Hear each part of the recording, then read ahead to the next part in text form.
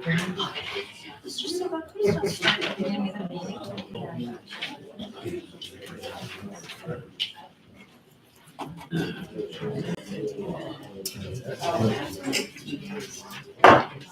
and gentlemen, we're going to start this meeting. I know we have a lot to get through. If everyone would please rise for the Pledge of Allegiance.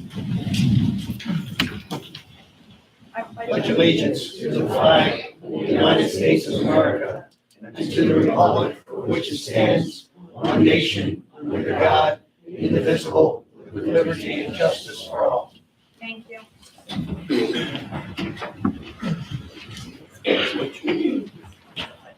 I would ask everybody if you would please mute your cell phones.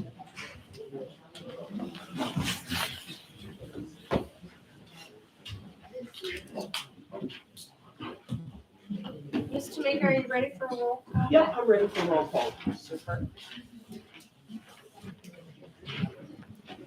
Madam Mayor? Here. Mr. Powers? Here. Madam President? Here. Mr. Costigan? Here. Mr. Stidlow? Here. Mr. Willis? Here. Mr. Swagger? Here. Mr. Roto? Here. Mr. Bull? Here. Ms. Guy? Here. Mohawk? Here. Daniel? Here. Riona? Here. And E.G. Here. Everybody's had an opportunity to read the minutes from the December meeting. What's your pleasure, please? Madam President, if I may, Yes. I have a statement that I would like to read regarding my absence from last month's meeting. I don't know if you want me to do that now or. Are you comfortable doing that now? Yeah. Okay, thank you. So I feel that I owe it to you all, the residents, to explain my absence from last month's council meeting.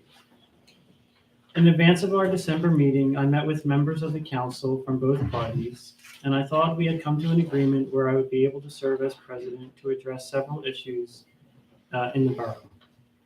As you know, that's not how things went in the December meeting.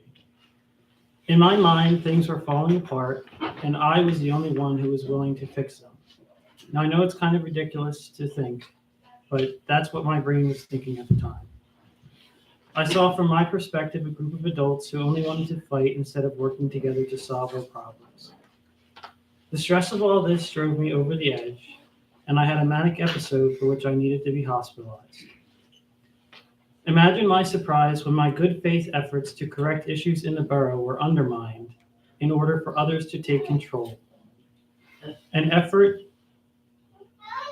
even they know was at best short-lived and misguided. Since I was diagnosed 6 years ago as being bipolar, I've tried to hide from my diagnosis, fearful of the stigma others place upon mental health issues.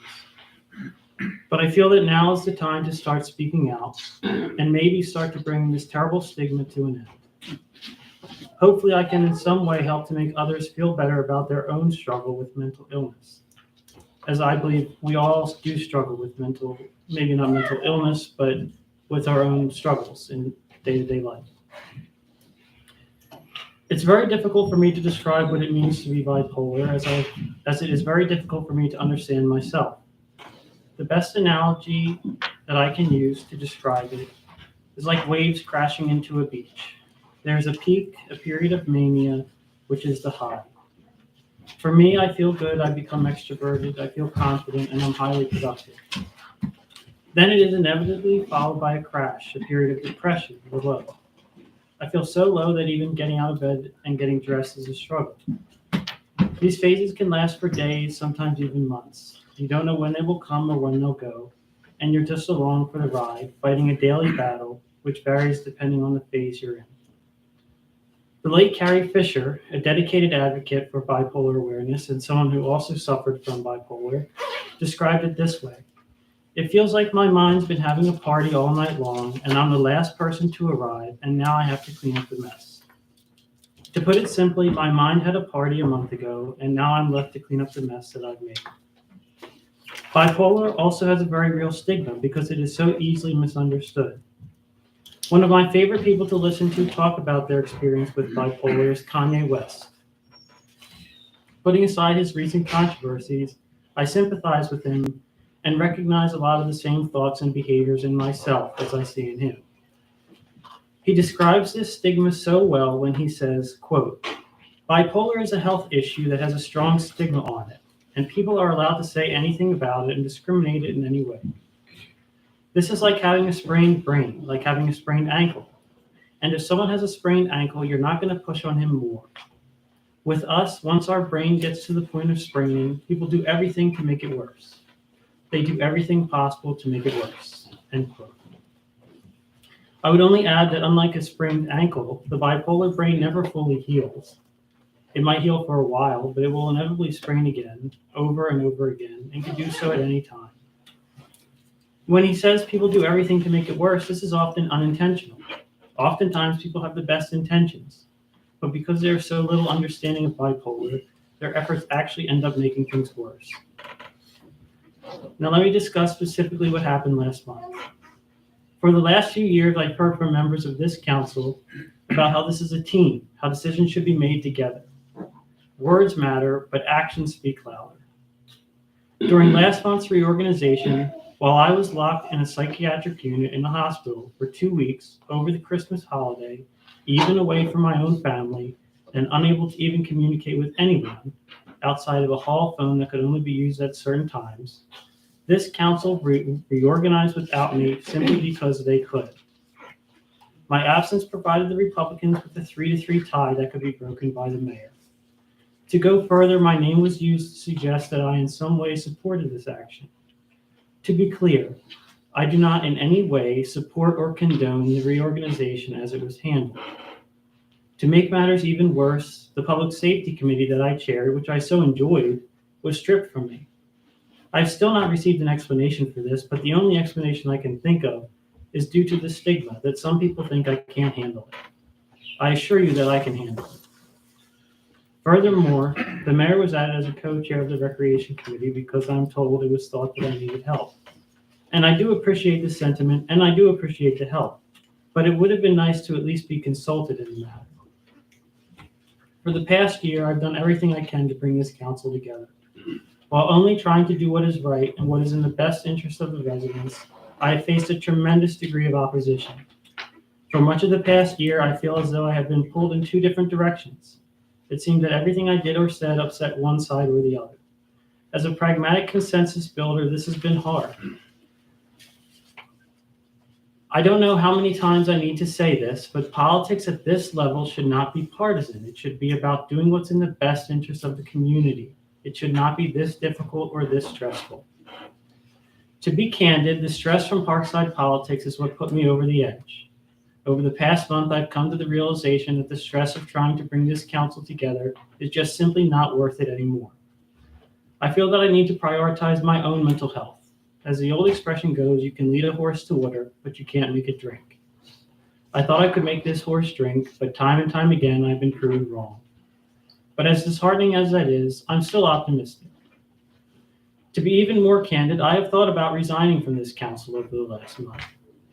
I don't have the same joy in this role as I once did, but I take my commitment to public service very seriously, and I feel an obligation to the residents who elected me to serve. I will continue to do so, and I will keep trying to bring this council together, but it will not be with the same passion and energy that I once had. I only hope that you can find it in your heart to offer me your grace and understanding. As I've said many times, this community is not divided, but the division is being driven from the top, from the major political players, some on council, some not. To them, it appears to be a game, but these are people's lives we're talking about. All of us up here have put ourselves out there to serve this community. And I don't want to put any words in anyone's mouth, but I imagine that the mental health of each of us has suffered in some way over the last few years. This is a fantastic borough filled with wonderful individuals and a long tradition of multi-generational families. They are long past ready to move forward. They're sick and tired of the bitterness and the hatred. It's long past time for this council and for those involved in Parkside politics to realize that. It is time for political, partisan games to end, and it is time for empathy and understanding. Thank you.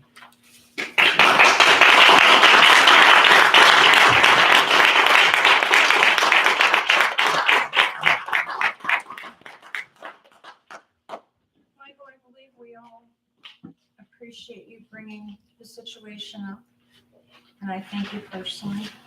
As you know, I've reached out to you numerous times and asked you to contact me for updates and explanations as to what happened and why. We didn't have that opportunity to get into detail yet. But I think we all need to wear, and I believe many of us in this room may have had somebody in our lives that had mental health issues. I personally have had that person or persons in my life. I'm an advocate of mental health awareness and suicide awareness, and I applaud you for doing that. Thank you. Thank you. Moving on to approval of the minutes from December's meeting. What's your pleasure? Make that motion. Do I have a second? Second. Any questions on the motion? All those in favor? Aye. All those opposed? So moved. Madam Secretary, do you have any correspondence this evening? I do. I actually have several items. I'm going to briefly summarize 3 items. From Delaware County Solid Waste Authority, and this is the authority where B&L picks up our trash and then we take it to them to process it. They will be increasing their rates as of February 1st, 2023. So it's going to cost us more money for trash. Do you know how much more, Tamina? It's stated that the budget calls for an increase of the disposal fee from $78 a ton to $83 a ton. And that's an increase of 6.4%. Thank you. I think they're gonna hold off until April to do that. So that's a big amount. Then also with the CWA, with the water company. The water company is increasing their rate as well. As of February 1st, CW is going to increase their rates as well. Also, I just wanted to briefly, I'm not going to read the whole letter. We had applied for a grant monies for the West Cole project and for the Woodlot project. Unfortunately, we were declined for phase 3 of that project. I had received that correspondence. We had not been approved.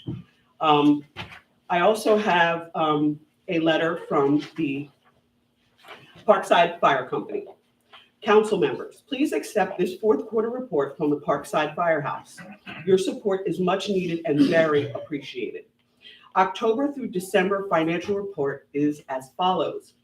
We deposit $73,892.13 in our general account in the 3rd and 4th quarter with borough payments in the amount of $32,500 was deposited on October 21st, 2022 and December 15th, 2022. Here are the how this money was spent. During this time, the expense of $45,901.64. A sanitary, $200, flowers, $330, trash, $594.92, building maintenance, $1,995, janitorial services, $1,200, insurance, $20,395,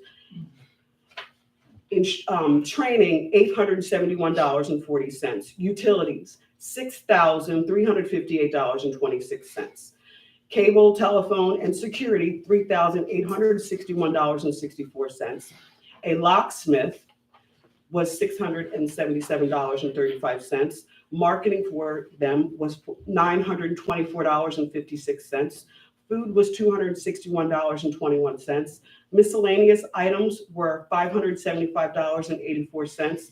We received grants in the amount of $2,750 and then an interest payment of $1.80. The ending balance for October 31st, 2022 was $31,867.07. The ending balance as of December 31st, 2022 was $27,983.29, submitted respectfully by the Parkside Fire Company. And then I have 2 more correspondence from the community. I wanted to send a message to all of you. When will the political hate end? May we, as a community, accept an organization at the end of next month? Is there any way that an executive session can be figured out with Rob's suggestion? I would like to point out that all of the bickering has also skewed our community. What we take for every one of us, what will it take for every one of us to stop acting like children? In closing, I am disappointed as a member of the community in council. Council has turned into a joke as of late, and I truly hope all of you can figure out sooner rather than later. And this is from resident Bradley Driscoll and the disappointment in the borough. And then I have one from Terry Heller, Council President in Brookhaven Borough. Dear friends, as I always do, I watched Parkside's December meeting with respect. I must clarify that the decision to allow the police agreement to expire on December 31st, 2022 had nothing to do with late payments. Not a single member of Brookhaven Council took issue with the timeliness of payments. In fact, one borough employee had no idea how the bills are approved or work or when the meetings are held and took issue with it. Neither our mayor or chief of police had a hand in making such decision. I explained to our chief multiple times that there was no issue with payments. I wanted to clear that up. While I was the lone dissenter and wished to extend the agreement, council disagreed based on the recommendation of Chief Vice as a strain on our officers. Some of the upcoming deadlines were cited as reasons to allow the agreement to end. The deadlines are finishing for accreditation, adding rank to our department, and hiring of 2 more full-time officers. While I understand how important these deadlines are, I believe we could have extended the agreement, but I was alone in my opinion. I respectfully request that any one of you call me in the future to discuss such matters to avoid assumptions and rumors. Council makes our decisions, not our mayor or chief of police. He provides his mobile number, which I'm not going to read. I will always make time for you. I love and respect Parkside and wish to maintain our close relationship as mutual beneficiaries to us that we serve. Terry Heller. And that's all I have. Thank you. Any questions for the secretary? Moving on to the mayor's report, Mayor Roman. Thank you, Madam President. Crimes reported in December were 2. Both were criminal mischief. Calls for service, there were 61 of them. There were 3 medical, 12 of them were assist other agencies, 3 were domestic. There was 1 accident. For traffic details, there were 14, motor vehicle stops 6, traffic citations were 4, and there was 1 warning. That's all I have. Any questions for the mayor? Moving on to call to citizens. If you wish to address council, is on agenda items only at this time. Does anybody wish to address council for agenda items only?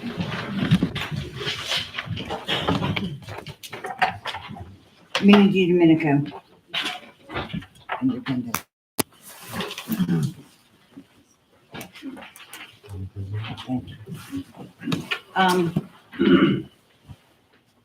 A question.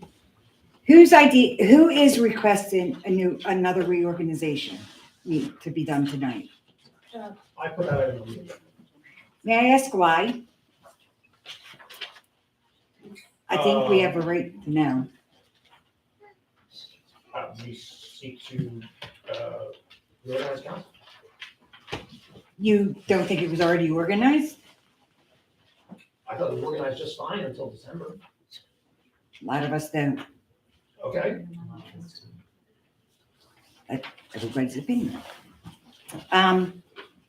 Scott, in last month's meeting, you had made a comment multiple times. I don't believe this is on, well, I guess it is. Is it a question on the Yes. agenda? Yes, Is it an agenda item? yes. It's about the reorganization. You made a smart comment, and it was it was pretty bad on the video. I don't know if you watched the video. Where you're saying, oh, that's okay. we'll just reorganize until we get our way. That's not right. That's wrong. We're all trying, you want everybody to work together. That's not gonna work together. My question is, why was that said? Didn't we just have a reorganization so some people can get their way? How do you know? Because somebody asked to have that. Regardless of what happened after he requested that, he went to everybody but you and Anna, by what I understand. So, Correct? I No. believe we're off agenda here. I don't believe this is appropriate. And You never think my questions are appropriate. So what's the difference? You can say whatever you want. You know, my name is being mentioned here. I didn't say your name. I'm sorry, who are you saying requested it? I just said requested. Yes, you did, but I didn't mention your name just now. Okay, so I will bring that up since there's a to clarify for everybody. I requested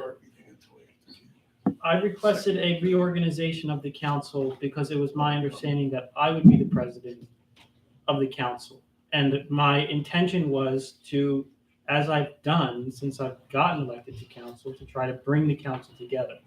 So then I was in the hospital for 2 weeks. And mind you, this is not like being in the hospital for a heart attack or something like that. You're locked in a unit with 16 to 20 strangers. You don't know what they're suffering from. There's a lot going on. You don't really have family or friends that can visit you. I had visiting hours 2 hours out of a week. So 2 hours out of a week.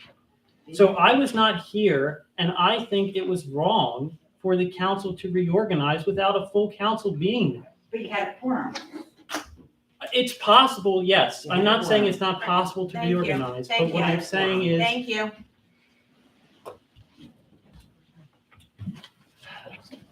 I know, right here.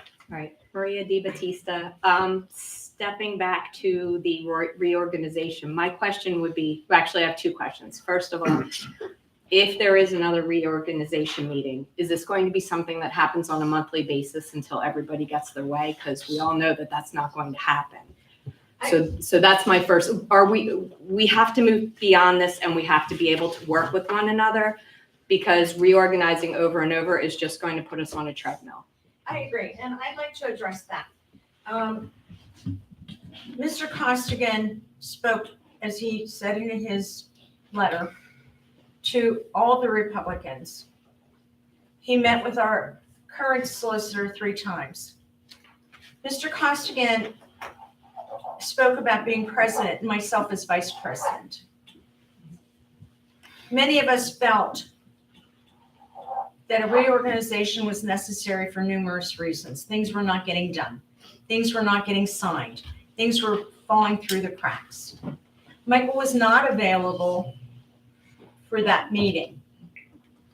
and I was not I- consulted about my thoughts or opinions of the I reorganization. talked to you on the phone that Monday. Here, you were here in the office. I don't know if you recall that or not. I recall. And we felt that because so many things were being left go, that it would be appropriate to do a reorganization. My understanding is Mr. Sidlow has requested for another reorganization. Am I tired of the musical chairs? You bet.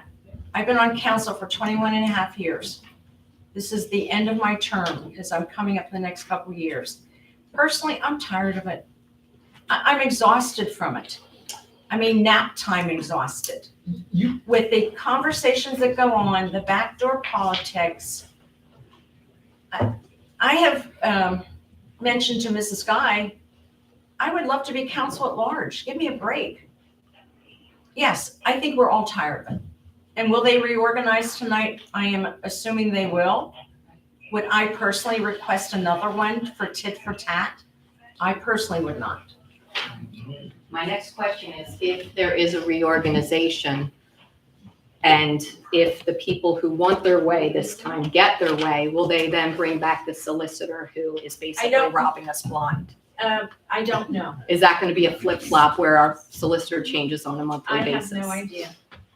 It's going to be a wait and see for all of us. Okay. And then my last question is, I would just ask all of you that, I know you all have your agendas.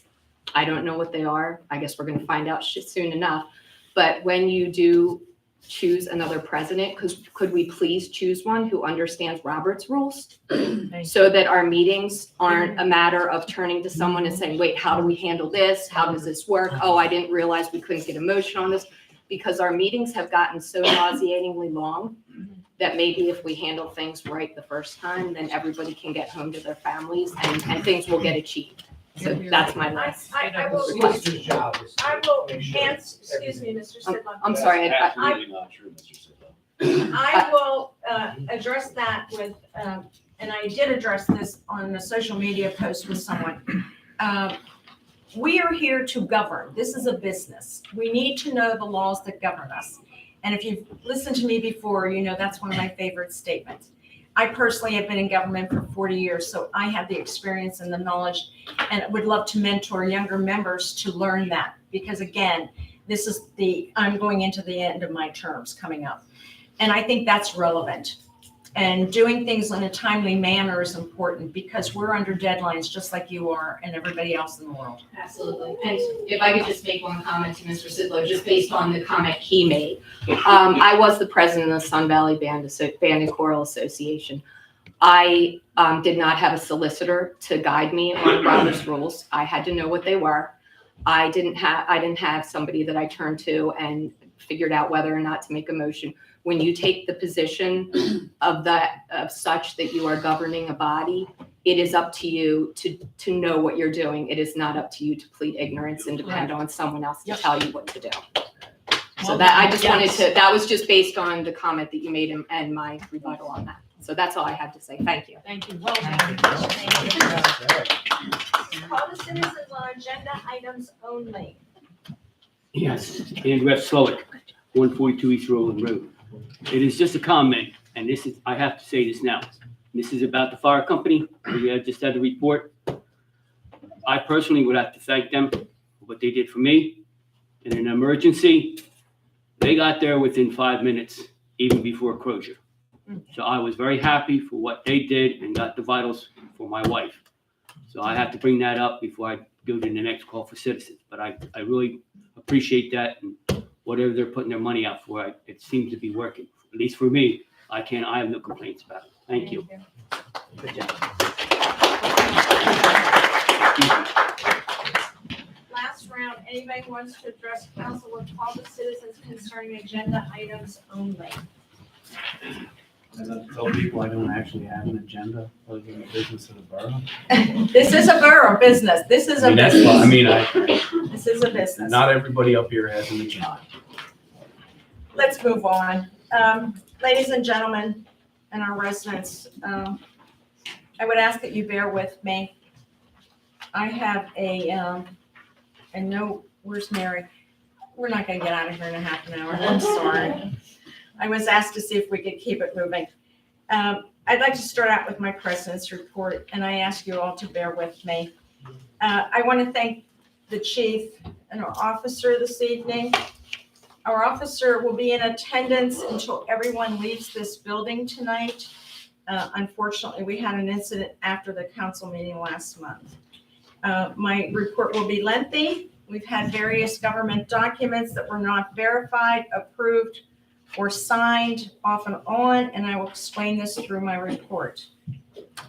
I would like to announce that council had an executive session on Monday evening to discuss personnel issues. We also held an executive session in December concerning personnel issues that was not announced at our December council meeting. I would like to thank openly Brookhaven Borough Council and Police Department for prior help with our police coverage. Thank you to Upland Borough Council and Police Department for current agreement for our police coverage when necessary. The agreement was processed and hand-carried by Mr. Powers as we were under a time restriction as this agreement was not signed in a timely manner. We are hopeful that the agreement with Upland Borough is only for a 3-month period. And again, thank you, Rob, for hand-carrying this to their officials. The police audit form 247 has been signed and forwarded to our police pension auditors for future audits. The police department is now set up with the necessary fee and documentation to use the Upper Chichester facility for police training later this month. Some may note that our meeting dates had to be re-advertised. This was due to the fact that the dates were not verified and some dates were incorrect. If we had not re-advertised them, they would have been in violation of the Sunshine Act. I'd like to thank Mr. Bull for taking care of the heart and lung insurance coverage forms and audit forms that were due at the end of December. Unfortunately, the forms sat for a month and we had to make a deadline of December 31st. Our workers' compensation forms for 2023 have also been signed and been processed to our carrier. I have processed our tax ordinance and our trash-free ordinance. Both had to be certified and sent to Mr. Fisher so he may forward them to the county in a timely manner so we all get our tax bills and they would not be delayed. The ordinance was never signed and had to be certified, so we did make the necessary deadline. All delinquent 2022 taxes have been forwarded to the solicitor for processing. A copy has been sent to our treasurer for her records. The DCED municipal tax information form figures and budget figures have been verified and confirmed with the treasurer so that this information can be moved forward in a timely manner to the Commonwealth. All 3 service fee agreements have been received from our professional staff. I would just like to quickly note, in 2021, our solicitor's fee was $22,100. In 2022, our solicitor's fee, and this is only as of November, was $51,495. However, the December invoice will be reflected in our 2023 budget, and that needs to be noted by all of council. Our budget for 2022, the legal fees was $25,700. The 2023 legal fees is budgeted at $55,700, which is double the 2022 figure. Of this amount, the right to knows have were involved and deducted into the solicitor's invoice was $9,350.50. Our tweaking of the ordinance cost $5,661, and the retainer up until November 30th was $18,344.37. We did have several issues on the solicitor's invoices that was questionable. Mrs. Guy informed me before the meeting that she did talk to the solicitor and that this one issue will at least give us credit for the December invoice. The upcoming audit with Premier Audit Department will take place for our payroll in the near future, and all necessary forms have been completed and signed off on. Our year-end audit will begin at the end of February. Unfortunately, a small insurance policy was canceled. This occurred late spring, and I only found the documentation recently. The carrier extended the deadline for payment, and the letter was ignored. That policy was canceled. Unfortunately, the holiday decorating contest was overlooked and never held last month. At this time, I would suggest that the Recreation Committee do the judging for the December. Madam President, if I may, because as chair of the Recreation Committee, we had considered the holiday decorating contest, but due to my issues, it fell through the cracks, so I apologize. I'm going to suggest that the Recreation Committee handle that matter for this December. I'm sure that they would. As a note for any bid projects, the 2023 bid threshold for contractors and purchases will be $12,200. There will be no formal bid or quotes. Contract and purchases between $12,200 and $22,500 will require 3 written or telephone quotes. Contract and purchases greater than $22,500 will require formal bidding and public notice. Our 2022 annual recycling report and the county's recycling questionnaire has been submitted in a timely manner to Delaware County Solid Waste Authority, with our year-end total being 211.8 tons of recycling.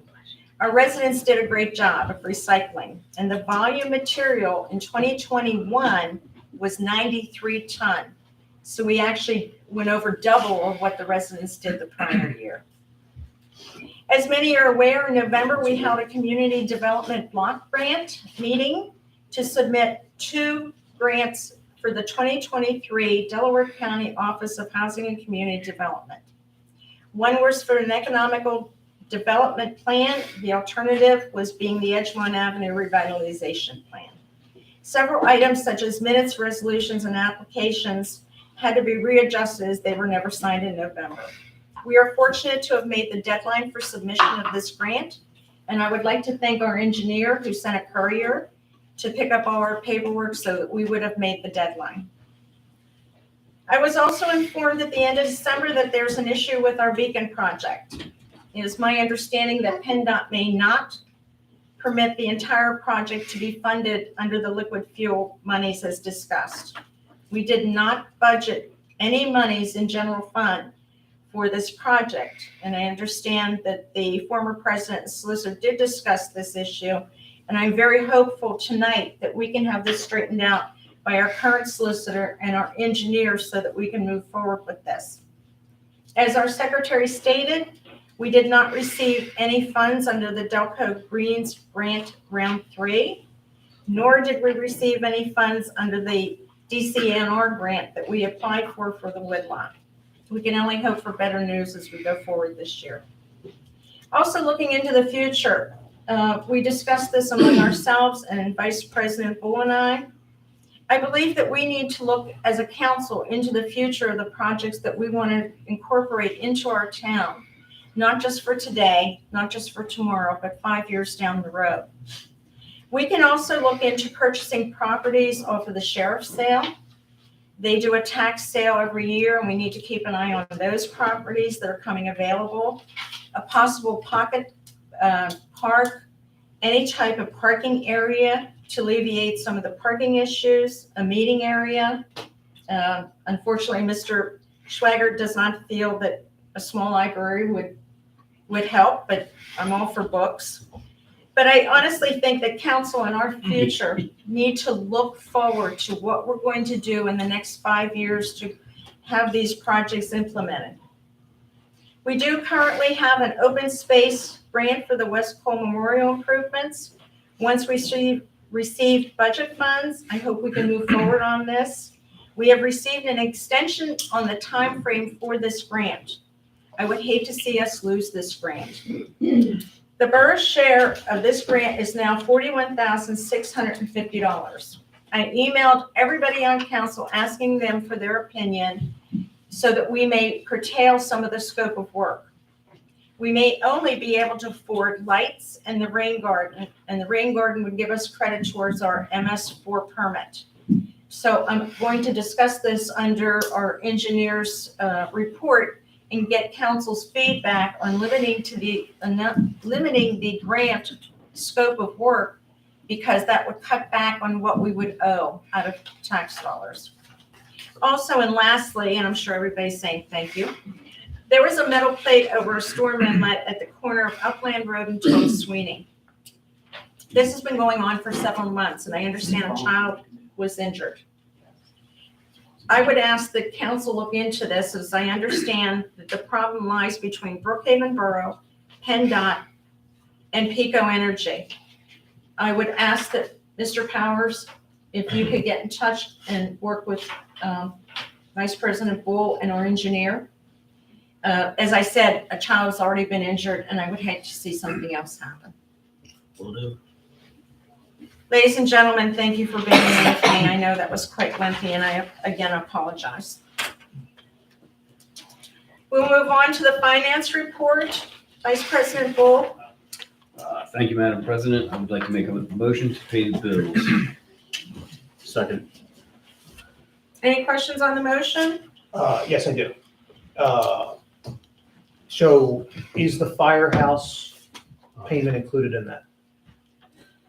It was not in this, it was I a think it month was- before. I think it was in November. It was in No. November. I know for a fact, it's right here, 32,500 for the fire company. Then why did you ask? Okay, so, sorry, maybe I should have just explained it instead of asking. Mr. Powers, are you still president of the firehouse? I am. Okay.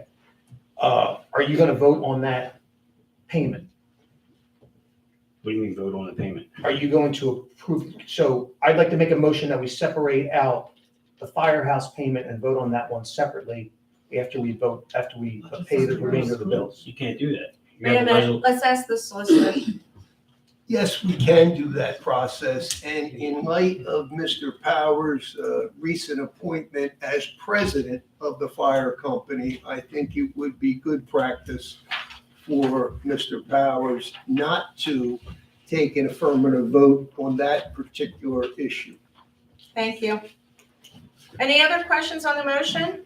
I'll amend my motion to start with making the payment for the firehouse. To omit it? I'm going to amend my motion to only include the payment for the firehouse, so Mr. Powers can recuse himself from the first vote. Second. Any questions on the amendment? All those in favor? Aye. All those opposed? So moved. Thank you, Madam President. I swear I signed that check in November, so my apologies on that. Okay.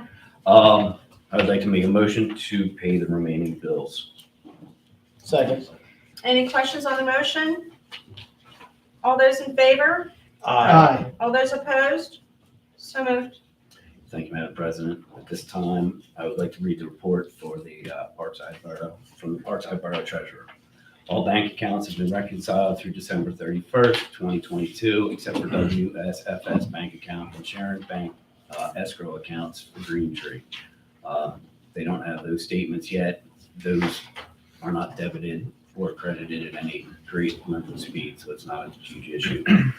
We are including the bank reconciliation and statements for all reconciled funds for council's approval. The general fund for the month of December, $11,334.92 was deposited into the TD Bank, and expenses of $4,191.51 were paid. During this period, $18,117.22 of deposits were received into Sharon Bank's general fund, and $173,207.68 of expenses were paid, including payroll of $46,281.92. Below are the bank balances for the bank statements as of 12/31/22. The audit for the 2022 will be February 27th and 28th, and I will report on that in March to close the books for 2022. General account Sharon Bank balance is $407,390.12. General account TD Bank is $275,371.99. General account Pliget is $220.69. General account WSFS is $15,049.28. The escrow account for Sharon, part of the Green Tree, is $24,829.76. The other escrow account for TD Bank is $31,487.81. Park account through Pliget is $824.71. Police vest fund sits at $6,630.50. Liquid fuels Pliget fund is $8,661.32, and liquid fuels TD Bank is $46,843.75. I would like to make a motion to accept the treasurer's report for December 2022. Second. Any questions on the motion? All those in favor? Aye. All those opposed? So moved. We will close out the year, not slowly. We'll have a little bit of a report for you in February's meeting, and then we will close it out in March with a much more detailed audited report. There were a lot of expenses that went beyond what were budgeted. Miscellaneous police expenses was 2,200% above, for a total of $61,000 that was not budgeted. There were a number of other, a few anomalies that will be corrected as we move forward that were, they just have to be reallocated, and then there will be a balance. The miscellaneous was to pay Brookhaven, correct? Absolutely. Okay, but we saved in part-time. Not really. If I could say something about that, having worked with the police department and looking at their budgets, I'm pretty familiar with them. It is true that the miscellaneous expenses was up significantly because if you've come to the meetings or if you've watched them, you know that we've been working with other boroughs to provide us police service because we have had a shortage. But like Mrs. Guy said, part-time police is way down because we can't find part-time police officers to work.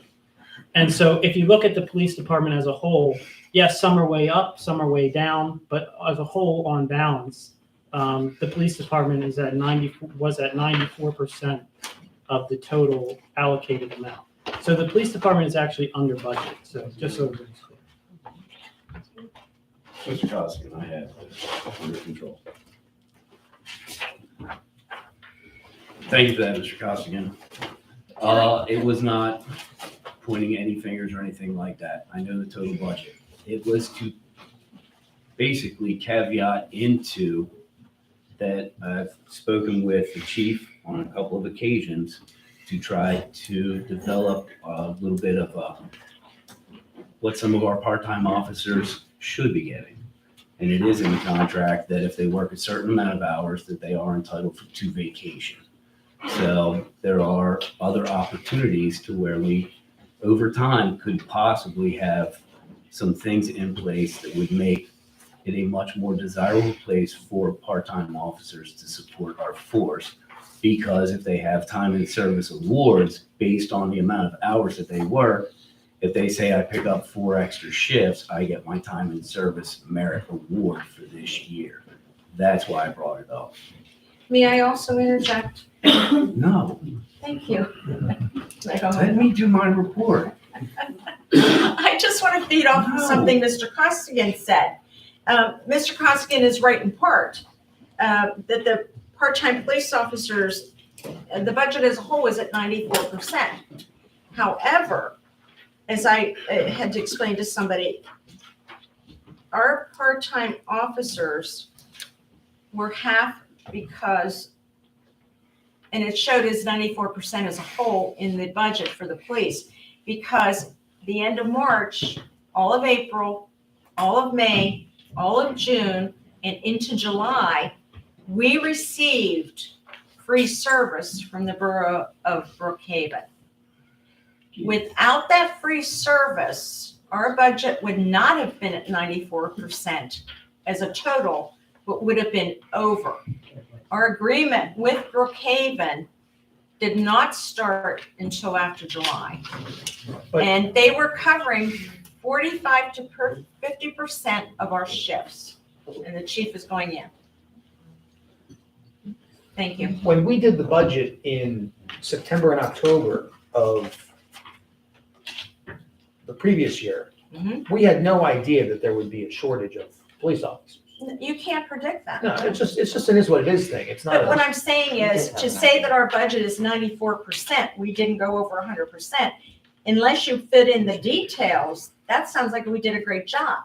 But for April, May, June, and into July, we were only covering 45 to 50% of our shifts, and we got free coverage. But this is personal. I would say we did a great job as a council of ensuring that we had police protection. And, you know, the fact of the matter is it was under budget. If it had been over budget, I think our residents understand that we're trying to do everything, we were trying to do everything we could to address the policing issue that we faced. And I think we did a remarkable job, and we as a council added or will have added 3 full-time officers in less than a calendar year. And I think that's something significant for this borough, considering we went from 1 to 4. I think we did a great job handling the police issue. I think the council and our police officers do a wonderful job in public safety. I am not doubting that. But when you put facts and figures out there, I tend to look at the whole picture and not just piece of the pie. And that's what I'm trying to clarify. That, yes, we had 4 months approximately of free service for 45 to 50% of our shifts covered for free. And there's no way to project that. We can't project tomorrow what's gonna happen. Point of order, Madam President. I'm sorry, I rattled. Thank It's you. my turn, I'm allowed to talk about I will that. not interrupt, and I apologize. Thank you. Moving along, to the open space report, I'm proud to report that we did have our first phase of an Eagle Scout project that is actually going to help the woodlot become a little bit more like an arboretum. And I'm excited to see it move to phase 2 or phase 3 for whatever it may need. Also, there was a hazardous tree that the company I work for removed for the borough last Monday. We were able to give the borough a very, very, very, very competitive price. And I want to thank Mr. Powers and Mr. Capobianco for providing traffic control on Route 352. So next month, I will recuse myself from the vote on those two those in that invoice. There is also another invoice from August that I will recuse myself from, and that was a storm damaged tree. Other than that, I will report general progress. Any questions for the Vice President? Moving on, does our junior council persons have any report? You do? Yeah. So I feel as though as a junior council member, I should speak up. I really just want to say that we need more unity in our community to show young people like us how community should work. That's all. That's a t-shirt. Really cute. Give me one of them, I'll wear it. Maybe maybe in the next 2 months, our junior council members may want to think of a project for the spring. So thank you very much. Recreation, does anybody have a report for recreation? I can just say that we had a recreation meeting. The mayor, you can chime in anytime you feel like. The But 4th. yeah, and so we just kind of discussed an overall calendar for the year of our events that we want to do and that we're planning to do. So we'll hopefully get that out there shortly. Our next real event that's coming up is going to be our Easter events.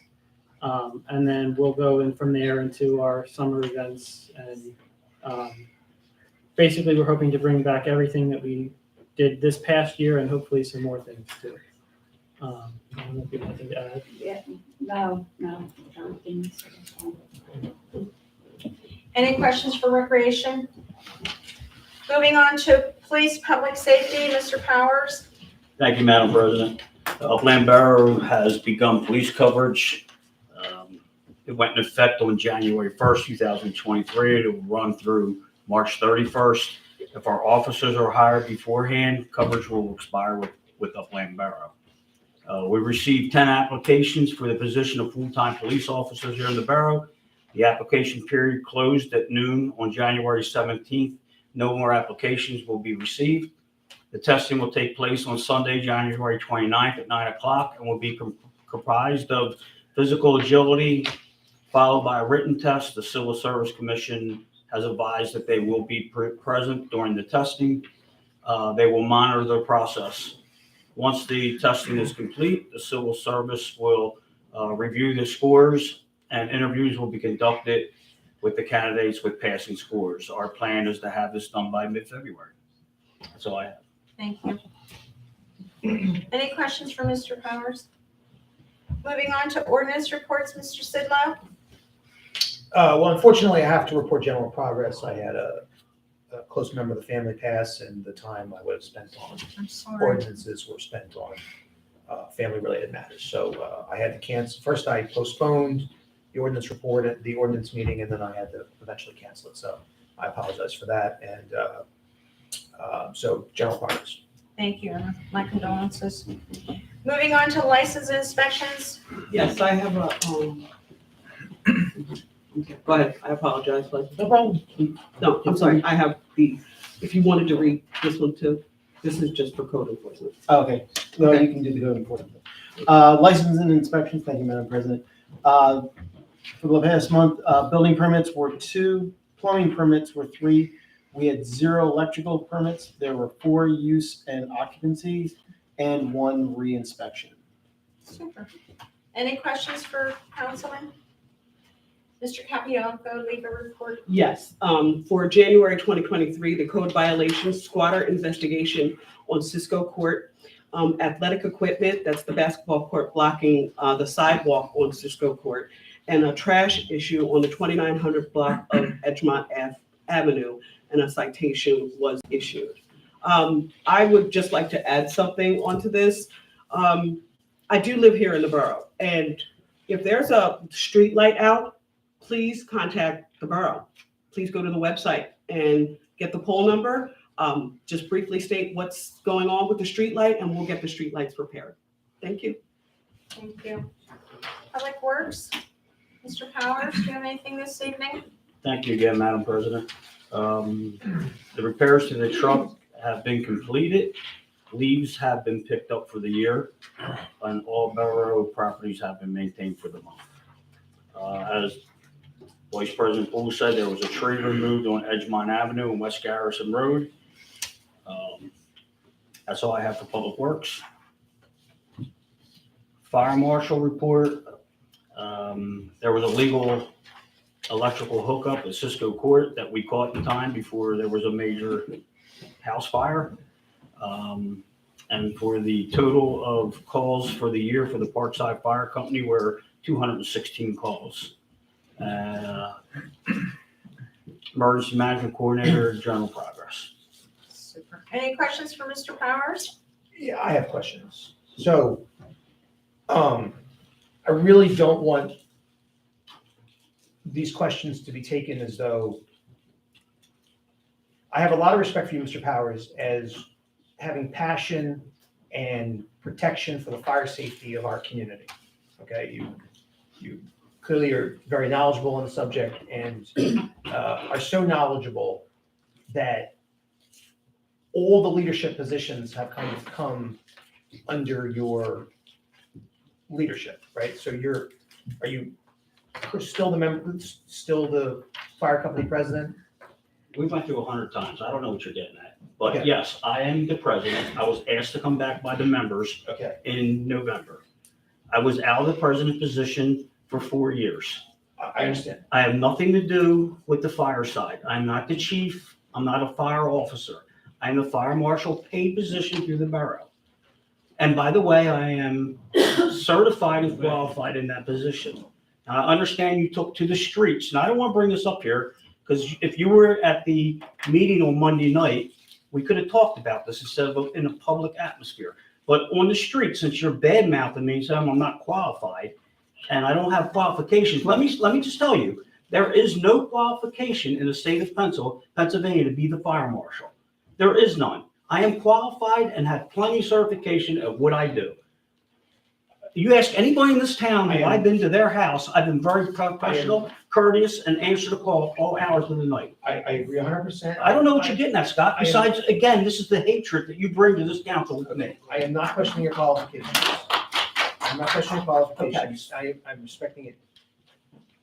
As the president of the fire company and as the fire marshal, is there any conflict of interest that exists in doing those two jobs? No. The fire marshal handles emergencies in the borough investigative only. The president of the fire company handles administrative. That's it.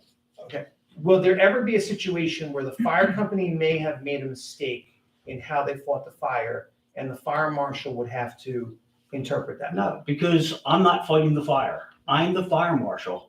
I'm not fighting the fire. That's why we have the chief. I'm not the chief. The chief fights the fire. The fire marshal critiques what the chief did.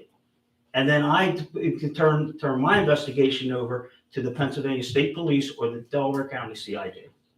They're the ones who determine what happened in the fire. If it's criminal.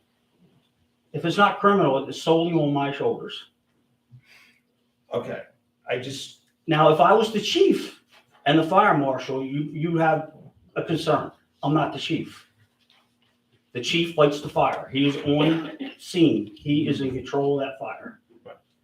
Okay, and you're not going to ever have to, I don't know, it just seems too, Scott, if you're laying on the ground, you're praying I'm coming. Rob, That's all I can tell you. You wouldn't sit here and question what I'm doing and why I'm here, while I'm saving your wife or your son on the ground. Rob, I am not questioning your commitment Let or me- your, let me your make- safety. Excuse okay. me, let me make a point that prior council presidents have been members of the fire company and chief and president. And there was never declared a conflict of interest. And our solicitor is here, maybe he could clarify that.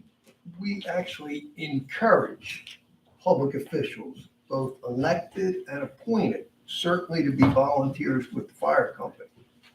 The fire company needs volunteers. The volunteer fire service is in a distressed level throughout the Commonwealth of Pennsylvania. That has been an issue not only here in Parkside, but throughout Delaware County. I'm involved in the fire service, and I can assure you, we clearly need to encourage, especially our young people, to become active in our local fire companies. So again, we don't want to discourage that. Quite the opposite. We want to encourage that type of volunteer participation. I would agree, which is why I feel as though multiple people should be doing multiple things and not just having all our eggs in one basket. So I'm raising that concern. Council has the choice to, I'm raising that concern, that's all. Thank you. Any other questions for Mr. Powers? It's not personal, Rob, it really isn't. I know you take it personal. Moving on I to, disagree. Mrs. Guy, did you have an opportunity to check the recycling totals for December? Oh, I did not, Okay, it's all right. general progress. Thank you. Do you have anything for communication? Yeah, I do. Thank you to all the volunteers from communication for the great job you did last year. We have another year coming up here, and I believe our first issue is coming out in February sometime. No, March, okay. I'm looking at Theo. But the next meeting is Tuesday, January 24th at 6:30 PM, right here. All residents are welcome to attend and participate in the communication committee. We've set up an email account. It is parksidepubliccomment@gmail.com. And if residents can't make the council meetings, they can email their name, address, and comments and note if they're agenda related, and someone from communications can get up and read their comments for them. All messages will be forwarded to the Secretary for Record Keeping, and comments containing abusive language won't be read. Communication Committee is working on cataloging and uploading all right to know so residents can view them on the website. And all personal information from the request will be redacted except for their name. And moving forward, we'll communicate newsletter submission deadlines to all of council. So if they'd like something included, they can get it to Theo by that date. And other than that, general progress. Could you please tell me who authorized a separate email for public comment versus our residents going through the office email? So this is in case somebody's watching the live stream and they want to comment on something that happened during the live stream, but we can't put the comments, can't leave comments open in the live stream because we can't monitor what kind of foul things people will say. So it's easier to kind of gatekeep and keep that language off the meeting. Shouldn't council have been aware of this prior to this being implemented? Is that I something? mean, you're a resident, and I'm going to address this to Mrs. Guy. Shouldn't council have been informed that this was going on before it was implemented? And is there also a fee for this? No, it's a Gmail. Gmail? And shouldn't we I think have she's all? informing you now. What would have been I'm sorry, I wasn't addressing it to you. I was hoping that we would have had open communication in which you or someone on council had informed all the rest of council that there is now a public comment email. And our residents, please feel free to direct your comments, whether we're live streaming or not, to our secretary. And I thought that's how we were Well, I proceeding think the with point this. was that the secretary's not checking her email during the meetings, whereas the communication committee members can check during the meetings to see if somebody would like to comment. Maybe next time, just throwing this out, any other committee that has updates like that, something we should be aware of before a meeting, we could have an email.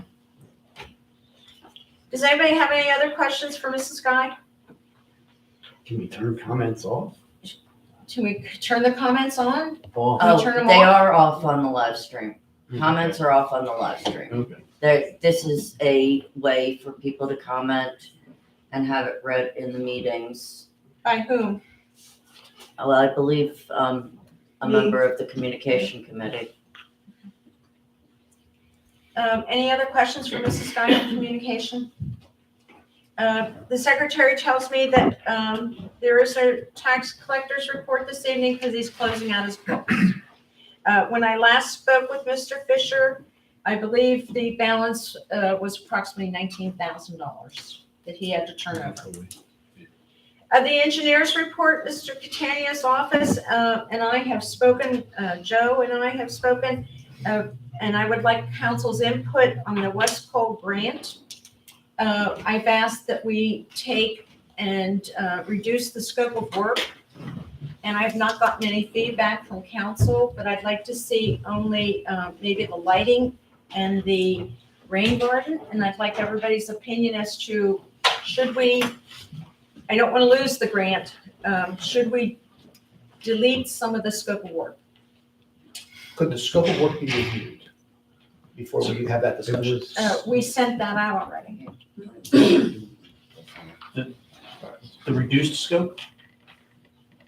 The entire work was sent to us, and the cost factor, and that's what I'm saying, if we reduce the cost factor to the lighting and to the rain garden, we're looking at approximately $19,120 in the ballpark there. I think scaling it back makes sense.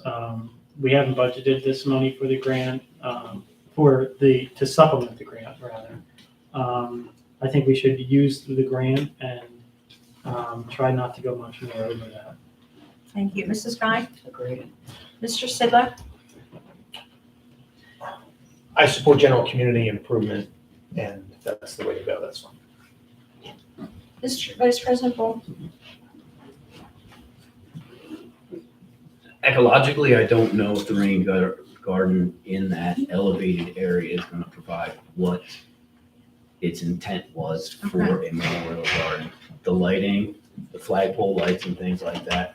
The rain garden would be absolutely perfect on the swales coming off the roads right at the edge of the woodlot as a way to capture all of that MS4 water. So, and then you end up with like a native area Yeah, we're in returning. like a memorial garden. So, I mean, I would almost reduce that scope unless we lose the grant and then make a lot of sunshine. We have the rain garden in the other grant, and we did not receive that grant. We're trying to throw a rain garden. Joe, Harry, what do you think? I agree with the reduce the scope. The only thing that I would like to see kind of put back in was the planting of an evergreen tree for the rec committee to use as a annual Christmas tree each year. Right. If that just that one little, rather than trying to put the base, fix the base, because that base gets Blown over. all the time.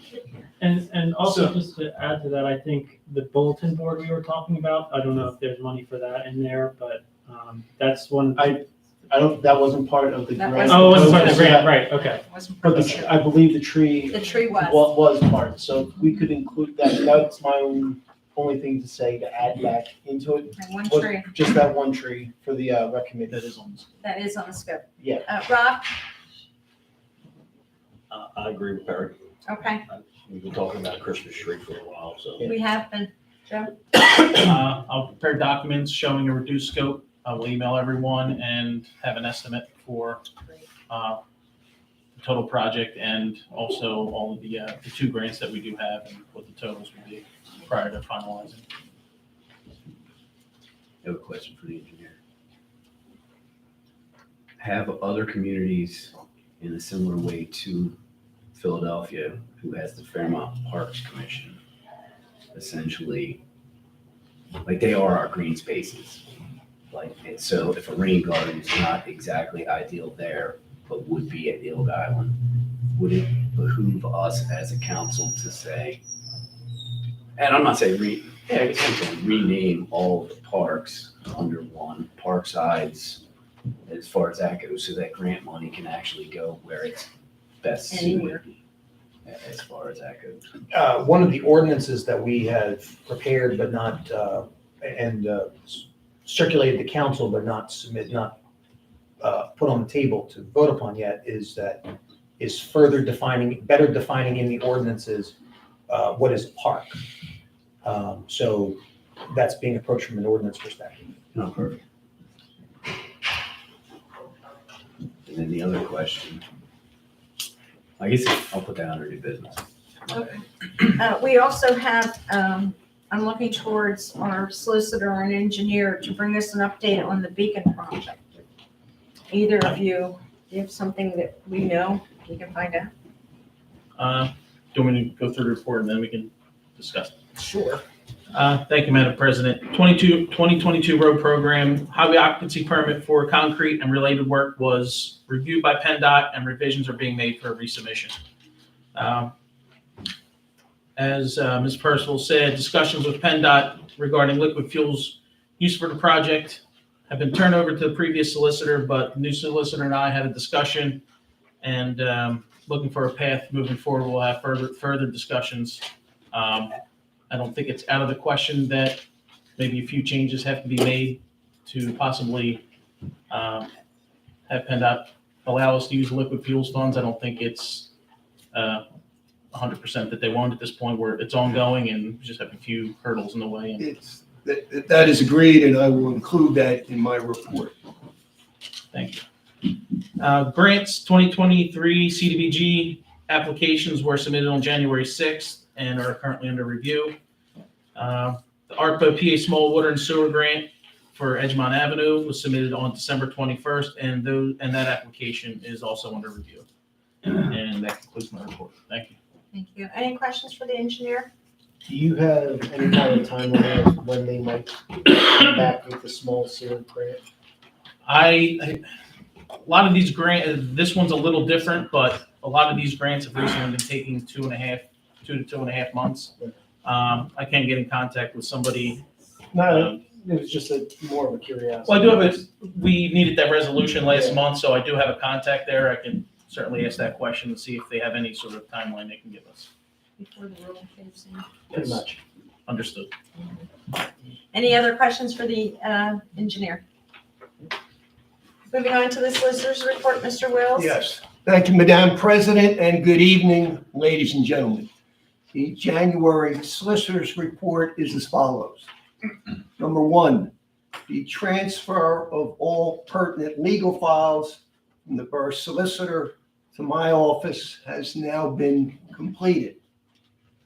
Number 2, I have engaged in discussions with the municipal service specialist from the Pennsylvania Department of Transportation regarding liquid fuels eligibility issues, again, for the Edgemont Avenue Beacon project. Woman I've been speaking with is referred to and is known as Miss Marjorie Paris, and she is now consulting with her supervisor and will be in touch with me regarding a formal opinion. So this has basically been pushed up the chain of command, one additional level up from the PennDOT initial level. And I'm hoping to hear back from the supervisor sometime this week. I will continue to push this issue. Number 3, I have reviewed the 2023 borough tax millage ordinance, the trash fee tax ordinance, and the borough budget that were duly adopted by Borough Council on December the 21st of 2022. And I fully expect that legal fees for the coming year will be under budget, bearing any unforeseen and/or unusual circumstances. 4, the borough tax collector has forwarded to my office a list of delinquent 2022 trash fee accounts. My office will initiate efforts to either collect on those accounts or lien the offending property owners. 5, I wish to express my gratitude for again being reappointed as borough solicitor. One of the great pleasures in working in a small community like Parkside is the opportunity to have gotten to know many of our residents on both a personal and professional level over the past 23 years. During that time, many of our residents have approached me for advice and counsel to help navigate some of their legal issues affecting themselves and their families. I deeply appreciate the trust and confidence you have placed in me over these many years. I truly believe in this business that trust is earned. My goal as your solicitor is a simple one: to continue to provide the highest quality legal services to the borough at the least possible cost to the taxpayer. I believe working collaboratively and collectively with Borough Council, we have demonstrated and achieved a track record of success in that regard. I look forward to replicating that success in the future. Finally, I want to wish all our residents, again, a happy, healthy, and prosperous new year. I look forward to interacting with each and every one of you over the tenure of my office as solicitor. And I do want to end with one final point. It is said that courage comes in many forms. We have all witnessed an exemplary form of courage with certain public disclosures that were made this evening by Councilman Costigan. And with that, Madam President, I can report general progress. Thank you, Mr. Solicitor. Any questions for the solicitor? Well, I will comment that over the 2 years that I was on this council as your solicitor, you did not earn my confidence as a good solicitor. I feel like you will justify any behavior. I feel like there were violations of the Sunshine Act throughout COVID and people wanting to communicate with the community, and you justified that those lack of communication as being unacceptable. I think you've justified cronyism and conflicts of interest over the years by borough council members and employees for many years. And reviewing the codes in the last year, they're not clean and they're very scattered. So you do not have my confidence. Well, Mr. Sidlow, we can't please them all, can we? Councilman, I appreciate your constructive commentary and will certainly accept those comments in the spirit in which they were given. Thank you. Mr. Wills, I have a question for you. Yes. Earlier tonight in the meeting, you stopped me from voting on the treasury report. I don't understand why, because there was no payment in the treasury report to the fire company this month. The payment that we received was a December payment, which is already done cash, and we don't receive another payment until March. So why would I not afford it to vote on that? Okay, I was misinformed, Councilman. I was under the impression that we were voting this evening, and again, I wasn't here last month, but it was my understanding, we were voting this evening to appropriate the quarterly allotment for the fire company. No, sir, we don't do that until February. Okay. Then there would, Isn't that right here? yeah, We don't receive any. voted to- I'll apologize, I will apologize for that, because I amended my motion as far as that based off of, I remember signing the check in November. Distinctly, they're big checks as Yes. far as that, but as it was called to order, I did not think that having you recuse yourself was going to stop us from paying. it. Yes, absolutely. I- I'll I excuse apologize. myself on anything I that comes to apologize. monetary stuff to the fire company. But remember, we also have a resolution with the borough that will receive those funds as long as that resolution's met. And since I become president, we've met that resolution, and we do plan on giving a full year-end report at next meeting. So there's some discrepancies when I took over to the previous administration, how we're going to bring that report together. So I was just baffled. So I have to- based on the supplemental information you have now provided to me, there is no legal basis for a recusal then, at least based on this evening's vote. okay, thank you. Any other questions for the solicitor?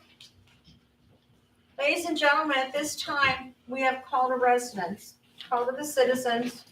And if you could just come up to the podium and give us your name and address council.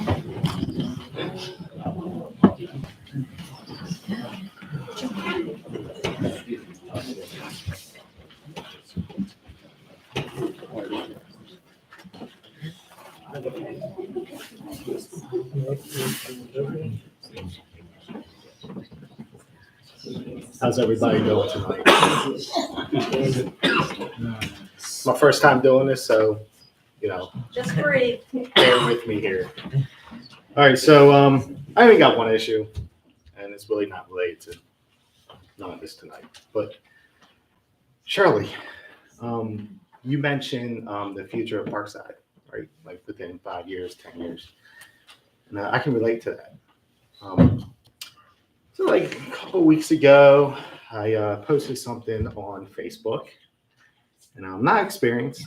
I just posted to get people's idea, but Edgemont Avenue, also known as Route 352, right? Goes from Chester all the way down to like Westchester, Pike, correct? Malvern, yeah. Okay, Malvern. It's actually where I work at. Yeah. So I'm a Delco native, born and raised in Marcus, so I've lived in Linwood, Aston, and through the years, a lot of these neighborhoods or communities, they've done a lot of building up, a lot of modernization, and a lot of new business. And I mean, I can go as far back. I remember Brookhaven when there was no shopping center, no Wawa, none of that, just land. I remember there was an old baseball field where Giant was. So through the years, all these businesses came in, they built up, and it was good for the area. Now, Parkside being as small as it is, really about the size of a parking lot, in my opinion, it's kind of hard to compete with these neighborhoods when it comes to businesses. Now, every day I work in Malvern, I'm a truck driver, and every day I come home, I go down Edgemont Avenue, I look to my right, I see this abandoned gas station car wash eyesore. And every day I look at it, I'm just like, I don't know too much of the backstory, so I'm going to post this on Facebook and kind of get an idea on why that's been sitting there for as long as it has. And I feel like as a small town, it's a missed opportunity to put something there so we can compete with Brookhaven, Aston, Middletown media, something that will, attract someone to say, hey, there's a pad site available. I want to build something there.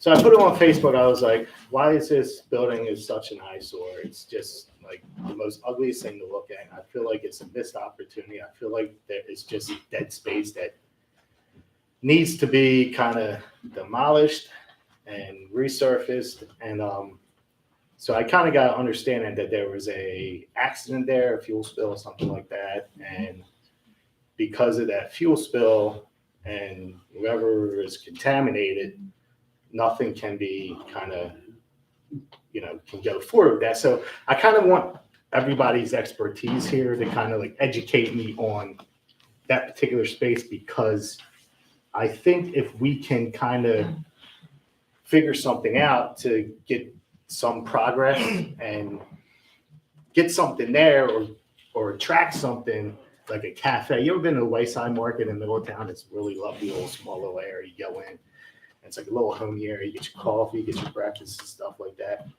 It would be nice to have something like that there, like for, instead of driving all the way to Wawa or this and that, it'd be nice to have like something a little cozy there to kind of like say, hey, we got Phil and Jim's, but hey, we got this other nice little joint. So I just kind of want educate me on this here. And I thank you for reaching out to me. Yeah, you're welcome. Yeah. And I went back and I did some research. So again, if everybody would bear with me, between 2004 and 2012, there was gasoline fuel leakage, kerosene discharge, and 2.4 million gallons of underwater contamination that was involved. At that time, there was a benzene plume that existed under the property and beneath the now parking lot at the Parkside School. The property was in litigation for numerous years. There was numerous code violations that were noted for things like snow removal and weeds. All the code violations were taken care of by the property's owner, including 2019, the maintenance of the exterior of the property, which was painted. Our engineer at that time, Ms. Catania, and our solicitor, Mr. Wills, was also involved with the process with this property. In October of 2004, and again in October of 2012, DEP started issuing violation warnings. Samples were performed of underground soil on September 30th, 2015 by the previous owner. The property has been in litigation between the prior and the current owner for quite some time. December 12th, 2019, the DEP and the EPA approved a plan, a remediation action plan to clean the ground soil and the groundwater issues. A National Pollution Discharge Elimination System permit was issued for the treatment of the underground water in conjunction with the then DEP permit. So that the Bureau of Topographical and Geographical Surveys from the Bureau were issued with conjunction to the Department of Conservation and Natural Resources, because there was water involved. January 22nd, 2021, the DEP and the EPA approved mediation action completion with the release of the storage tanks.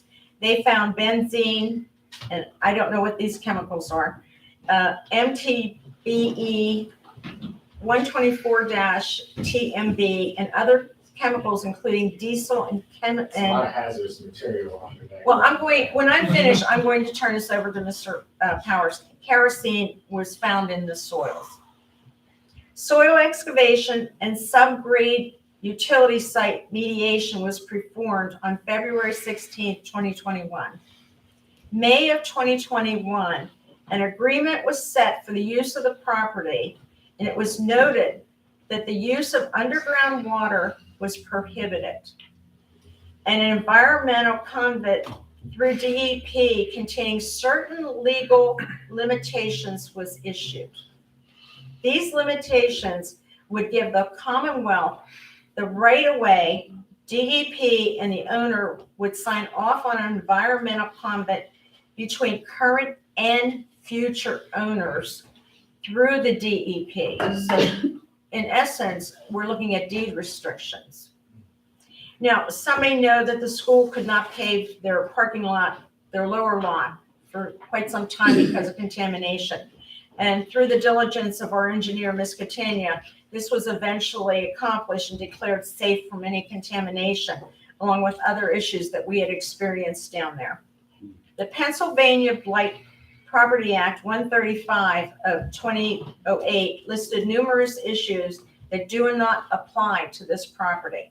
The exterior is being maintained, and this is not an abandoned property as described by the act. And if you would like a copy, I have Yeah, I partial. like it because it's a lot to take in, you know. After the all that meetings, I information. printed out a copy, a partial of the Blight Act of 2008. It just seems like, it seems Well, like- unfortunately, if this changed owners and the type of business that is currently there would change, then there are legal environmental issues, not only zoning, county planning, our planning. There's also traffic plans because this opens on a PennDOT road, construction permits, and the list goes on. We can only hope that the building is eventually sold, and our code department will get into this with the property maintenance code. I was not on site the day the tanks floated, so I would ask Mr. Powers to also address this issue because he, along with numerous other agencies, were there that day. Yeah, so I was the safety officer the day after a heavy rain. We had torrential rains for days. And what happened was the tanks underneath became floating above, and they had looked like sewer mains up over there. And the product, whatever was in the ground, was flowing out of the manholes. They were ripped up and flowing to the creek. So we had the EPA, DEP, and the Coast Guard here. We had federal, state, and local agencies. We had multiple fire companies here try to contain the spill along with Delaware County Hazmat Team. I was the safety officer that was involved with the agencies. The site today is probably safe, but still contaminated. For anybody to build on there, it'd have to be demolished, and then there's only certain provisions that can be built. If someone wants to put another car wash there, Yeah, that would be rip fine. it all out. You cannot put It's any deed type of food restricted. service, and no type of food service can ever go there. So, So your coffee shop, your Wawa is out of the question. A car wash, gas station, mechanic, something like that.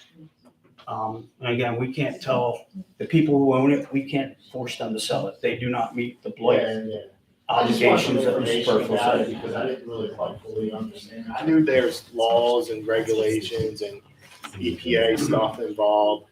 I just want to just voice my, kind of like sincere, It's a shame, but that's. concern because, as a resident, I feel like it just kind of hinders an opportunity to kind of like try to get more of our footing into competing with all these other neighborhoods that have a ton of business. And Parkside, we're just a small little, can only have so much, which I kind of understand, I get it, it's just a concern. As I've said before, we could only have a shopping center. And I got one other thing while I was in thought here. I got one more thing. Mike Costigan, I appreciate your speech tonight. I can't relate to you on a bipolar level, but on a stressful level, and I can relate to you on that. I want to offer some sincere advice to you. What you see on Facebook and what you see on social media, what people say or comment, take it from me, it's just words. No matter who it is, whether what party, Democrat, Republican, I'll be the first to tell you I'm a proud Republican. And I still remember our conversation we had back in 2021 when you came to my house and we had a good conversation. But don't worry about what you read. Only worry about you and the people that elected you in office to do. Thank you. Everything else is just noise, man. Appreciate That's all it is. Don't worry about it. Read it. Discard it, rip it up, throw it away. Because I'll be the first to tell you, I see a lot of comments on Facebook and I just take it like a grain of salt. do your due diligence, serve Parkside well, and you're okay on my book. No problem. Thank you.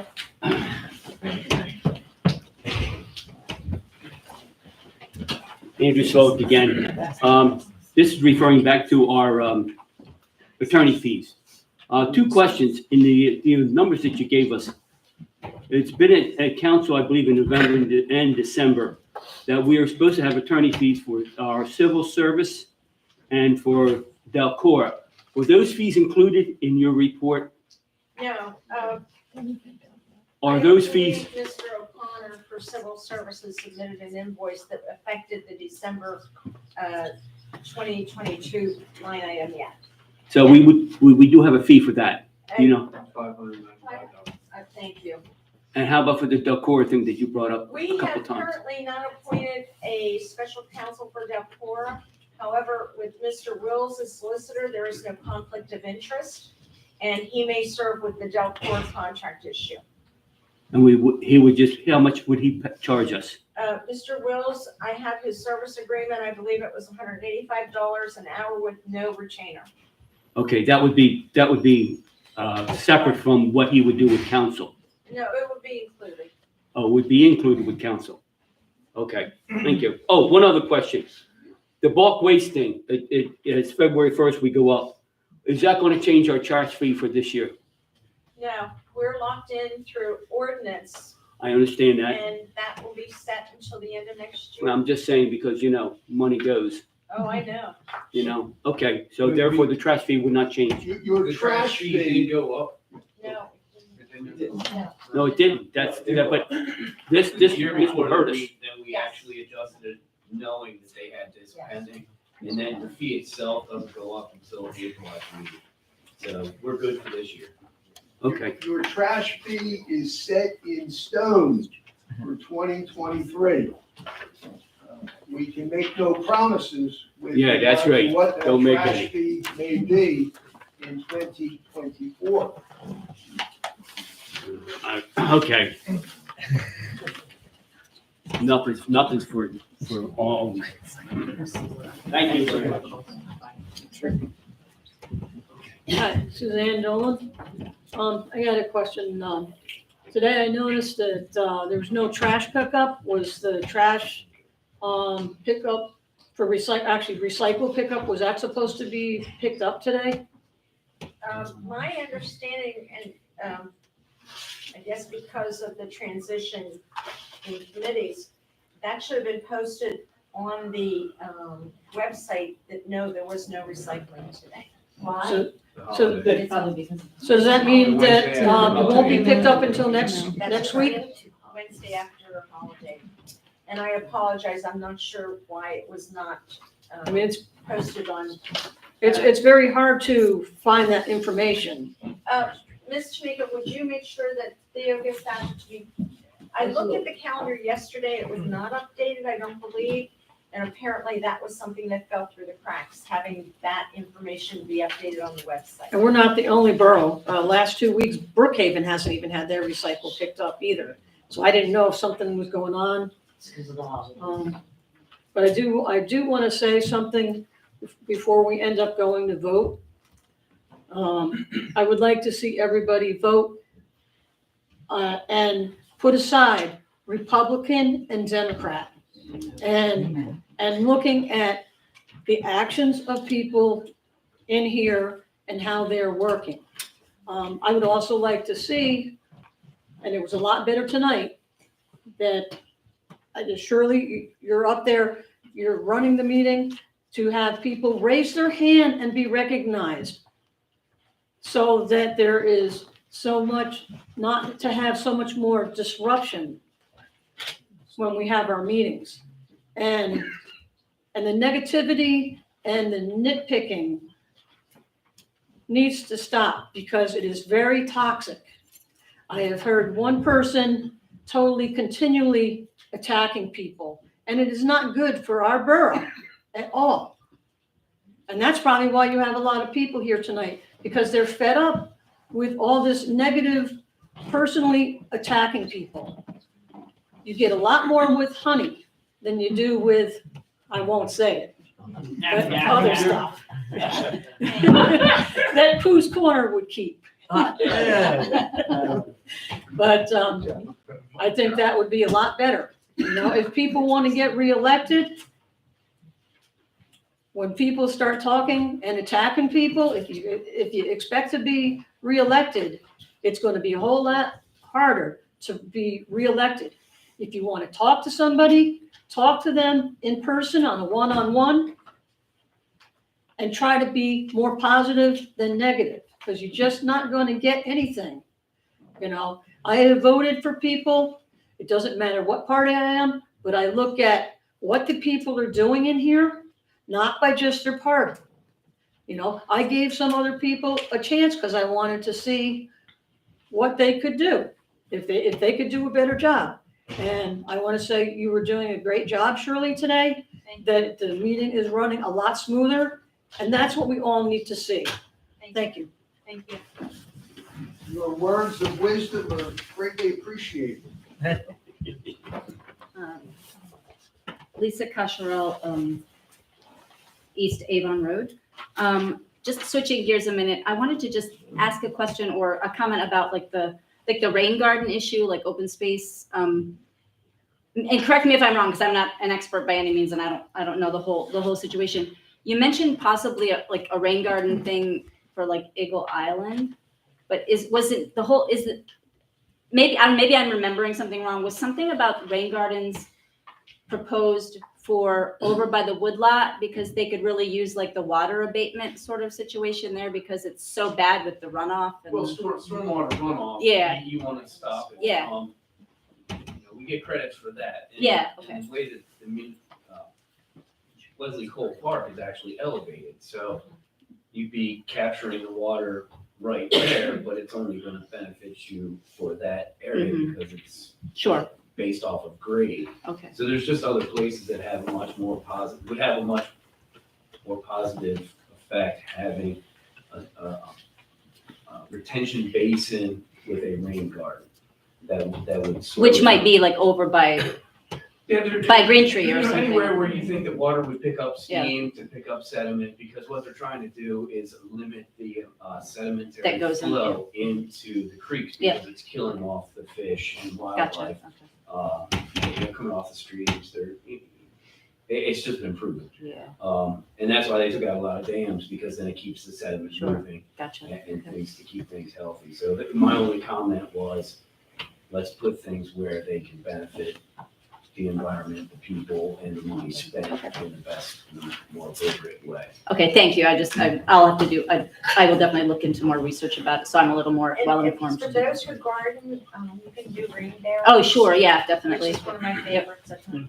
And then just briefly, thank everybody for continued support of the Parkside Food Drive. This month, we had a whole bunch of toiletries and personal hygiene items and things in addition to food that went to Chester Eastside Ministries, their homeless and houseless ministry. And also someone had donated a huge bag of like hats and gloves and scarves and stuff. So that was really nice. So I love it when our residents are always kind, but that was great. The next food drive will be, it's actually President's Day, but Monday, February 20th, because I'll be around. So just message me. Thank you for doing that. Would like to arrange a pickup. Thank you. Thank you. Maria Batista again. I'm going to make this very brief. I just want to applaud you, Mr. Costigan, for your words today, for standing up on social media to the things that you saw as wrong. That takes a lot of courage, especially when you may be having to point out things that other people aren't going to want to hear. But I thought that was really brave of you. I give you a lot of credit for that. And, that was something that I saw and just thought, you are an adult, but you're a young guy, and it took a lot of courage, and I am very impressed by that. So that's all I wanted to say. Thank you. Madam President, may I make a statement? If people are done. As Borough Secretary, I've been here for about 9 months, and there's just like maybe 3 or 4 things that I've learned over the last year that I would like to share. Definitely. everybody gets Does done. anybody else wish to address council at this point? Yes, ma'am. I would.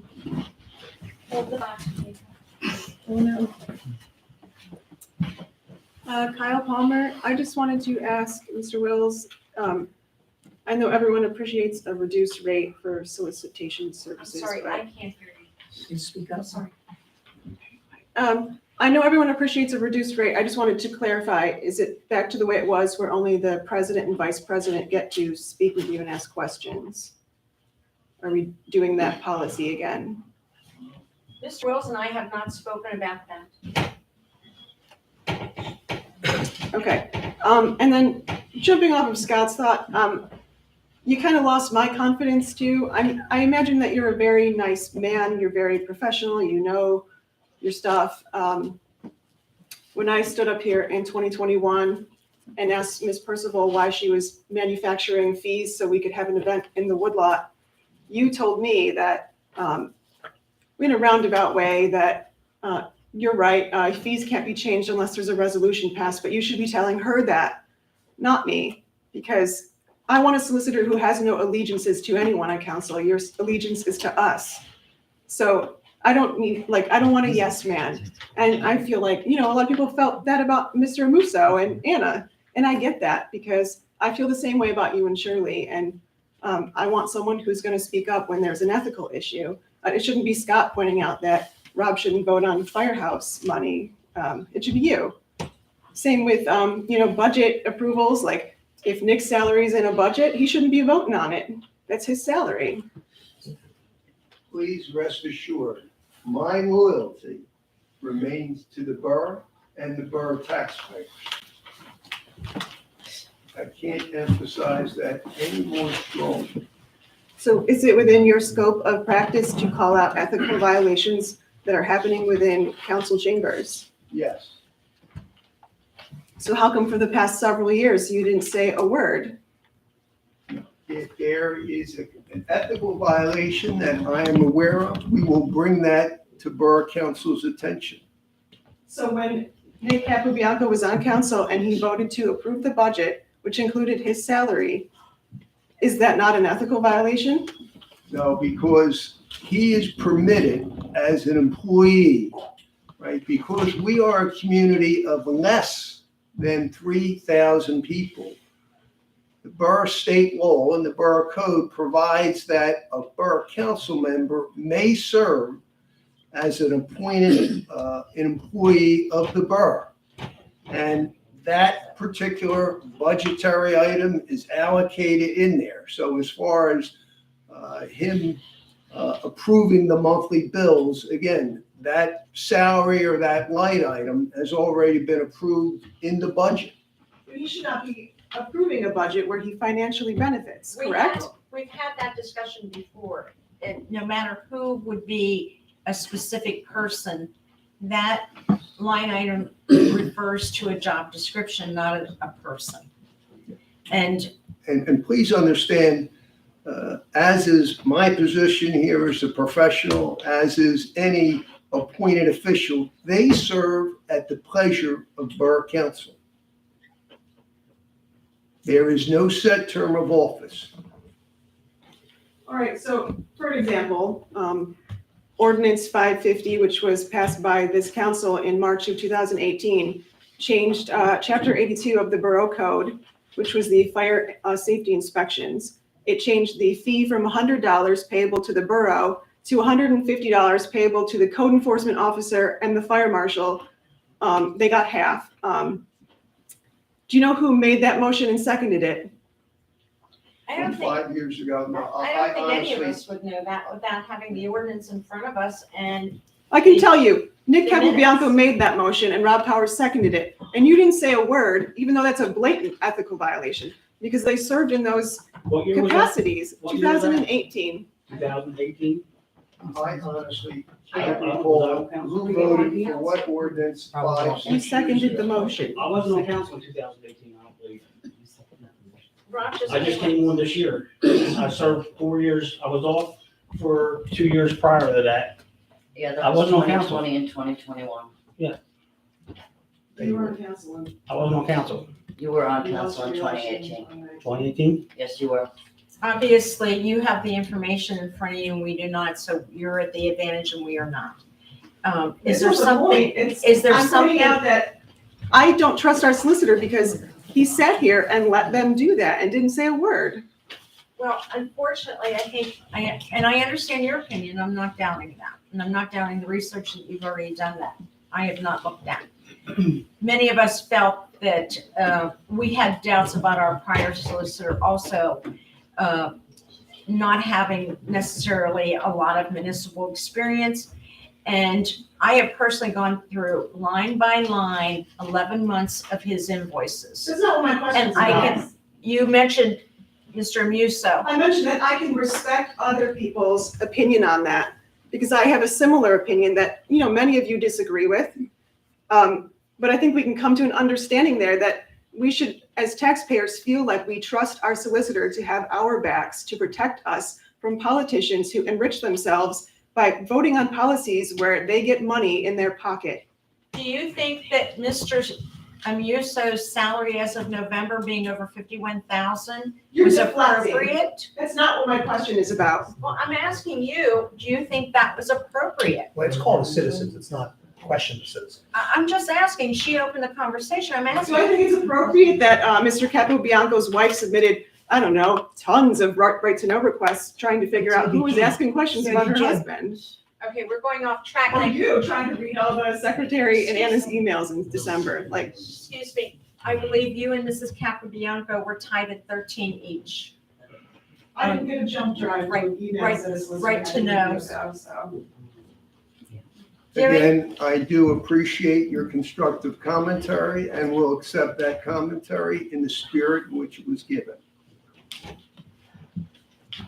Minnie Domenico again. I know there's going to be a reorganization, but I'd like you all to think of something. Perry, you've mentioned several times that you will vote only for your party because these people voted for you. They weren't all Democrats that voted for you, first of all. So maybe 300-400 people, however many voted for you. They're the only ones that mean anything to you. We don't mean anything to you because maybe we didn't vote for you. That's what it's saying. You've said it multiple times. I do not recall saying I'm gonna vote for my party because it's my party. I have voted against things that they have. Once, no, twice. I'm lying, twice. Okay, twice. But Since Anna's been in. I have not openly said I vote for my party because they're my party. I mean, if you can tell me when I've said something like that, I will gladly agree with you, but to the best of my knowledge, I've never made that statement. You said that to me privately. Well, not just it. If I said it to you privately, how was she? Because I just said don't not to her, not by her. I did not hear this from her. I'm just, Okay? But we all count. Everybody, every resident. You guys work for us. You work for the borough, for the residents, not for individual parties. Am I correct?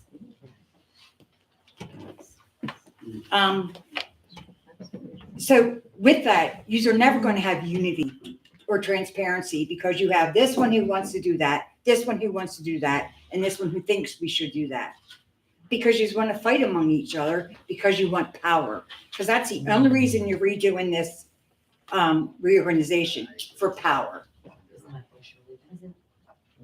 At least Shirley runs a meeting normal. Anna couldn't even run it. She doesn't even give a president's report properly. Am I correct, guys?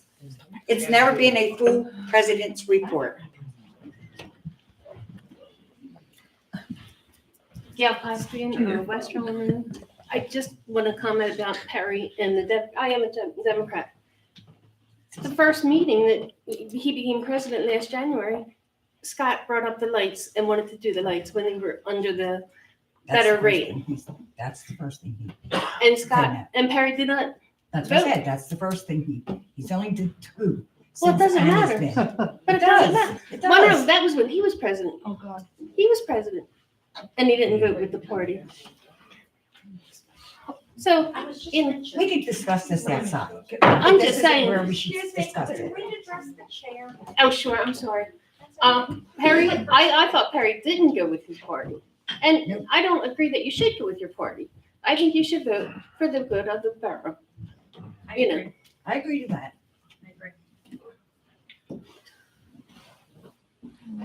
Does anybody else wish to address the council before the secretary has a statement to give? Ms. Janika? Some of the things that I just wanted to share with the community and with council, some of the things that I've learned over the past year that I think that would be helpful to the community. As far as for like building permits, electrical permits, if you want to get a permit for your home, we only take cash, check, or credit for a permit. When you apply for a permit, we have, I believe, 48 hours to, I think it's 48 hours or 5 days to issue that permit. That permit is good for 6 months. Also, a lot of people are doing like an energy conservation, and we've had a lot of residents do solar panels, which is, really great that you're getting solar panels installed.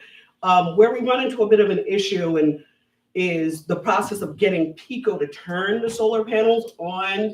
That whole process of getting your permit, fire inspection, electrical inspection, it could be very cumbersome. So if you know somebody who's going to do that process, please have them contact the borough and contact me so that I can help them with the process. It gets a little sticky and people get really, really frustrated, and I get a lot of calls concerning that. With the right to know requests, last year was overwhelming for me, being new on the job, but I did learn a lot. If you have questions, council, I just want to express, they're not hiding anything. We can't hide anything.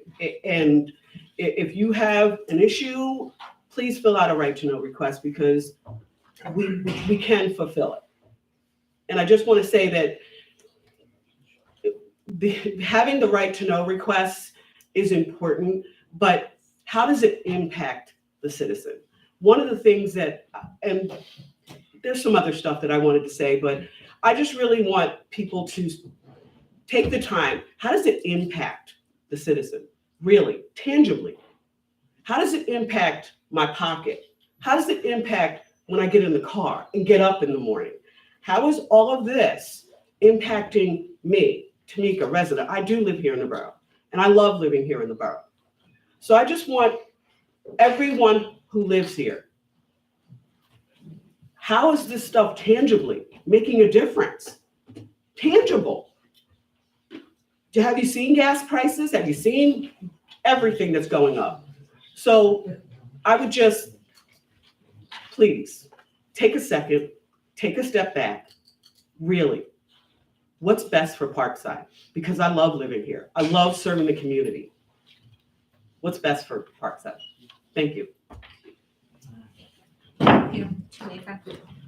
Just to follow up on that, and I always say to people, come to the meetings, read the minutes, contact your elected officials. We are here to serve you. You pay our salaries.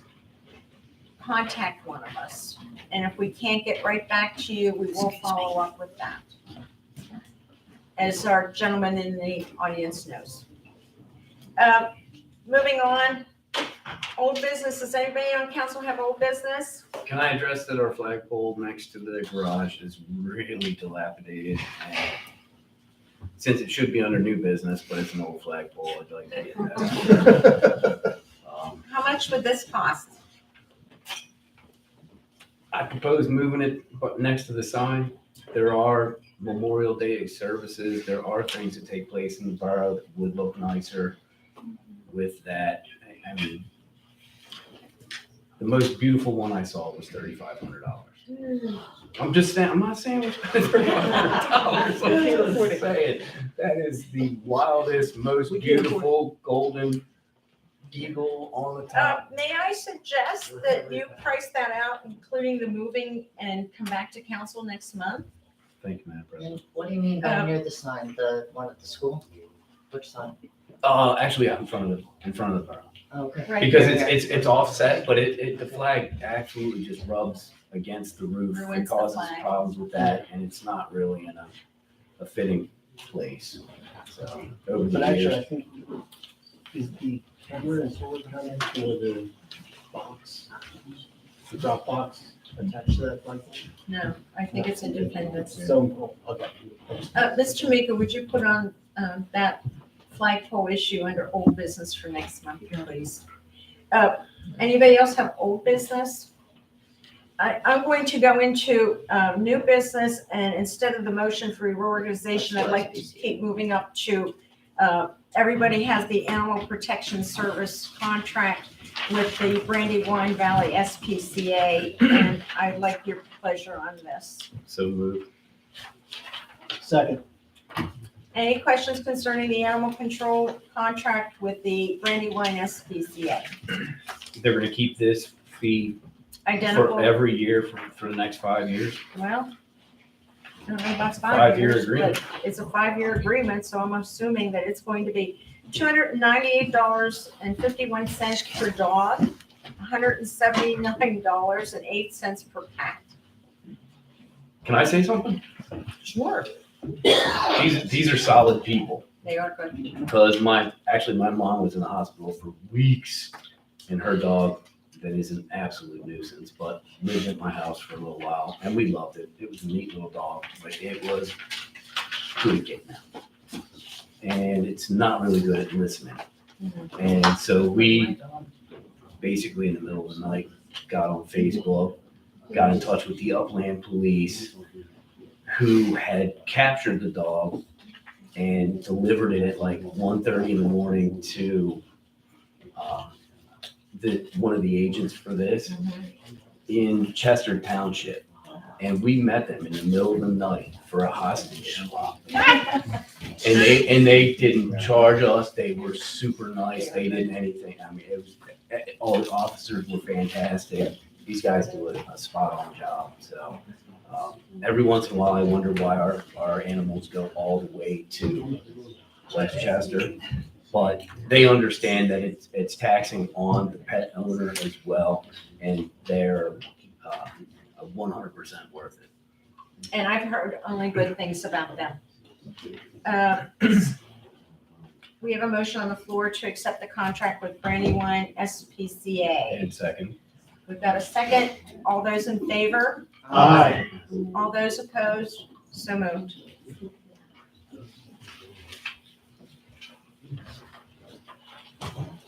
Next item under new business is a motion to reorganize. I believe Mr. Sidlow had put that on the floor. Yes, I would like to make a motion to reorganize. I'll second. Ms. Tamika, will you do a roll call vote?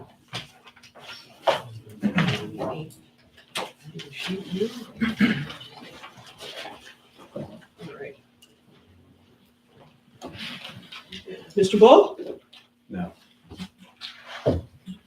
Madam President? No. Mr. Swagger? Yes. Mr. Sidwell? Yes. Ms. Guy? Yes. Mr. Costigan? Yes. Passed. Oh, I'm sorry, Mr. Powers? No. No. Okay, it passed. Mayor, you should be a pro at this. You will now lead the meeting. I believe this is the fourth meeting, fourth reorganization in 13 months. I forgot my papers. Tamika, do you by chance have any of the paperwork in there for reorganization? I forgot my paperwork. Well, why don't you wing it? Hold on, here you go. You can take mine. You want? Yes, please. Under the Pennsylvania Borough Code, the mayor is charged with chairing a reorganization meeting. So she will be calling for nominations for council president and council vice president. Appreciate that, Mr. Wells. Okay. Can I get a nomination? I would like to nominate Anna Guy as council president. I'd like to nominate Shirley Percival as president. Okay. Is there a motion to close nominations? I'll make that motion. Second. We have two candidates for the position of president. I'll suggest the mayor simply call the roll, all 7 council members, and at that time, when you're called upon, you'll either choose Councilwoman Guy or Councilwoman Percival for council president. Okay. Councilwoman Guy, Councilwoman Guy. Mr. Sidlow, I vote for Councilwoman Guy. Mr. Swaggart, Ms. Guy. Mr. Costigan, Councilwoman Guy. Mr. Powers, Councilman Percival. okay, Mr. Bull, Councilwoman, not Percival. and Mrs. Percival. Yes.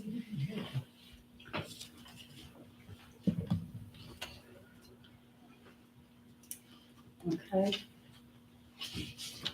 And then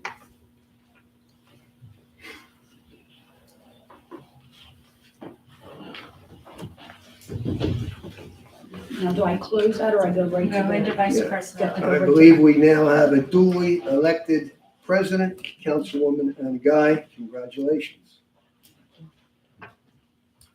I nominate Michael Costigan as vice president. I'll be nominating Doug Bull as vice president. Okay. Is there any other nominations? Do I hear a motion to I'll make that close? motion. Excuse me? I'll make that motion to close the nomination. Motion to close nominations is made by Councilwoman Guy. Is there a second? I'll second. All those in favor say aye. Aye. Ayes have it. Very well. We have 2 candidates for the position of council vice president. That would be Councilman Costigan and Councilman Bull. So as the mayor calls the roll, again, each council person would simply designate their choice for the position of council vice president. Okay. Mrs. Guy, Mr. Costigan. Mr. Sidlow, Mr. Costigan. Mr. Swaggart, Mr. Costigan. Mr. Costigan, Myself. Mr. Powers, Councilman Bull. Mr. Bull, I accept the nomination. President Percival. Vice President Bull.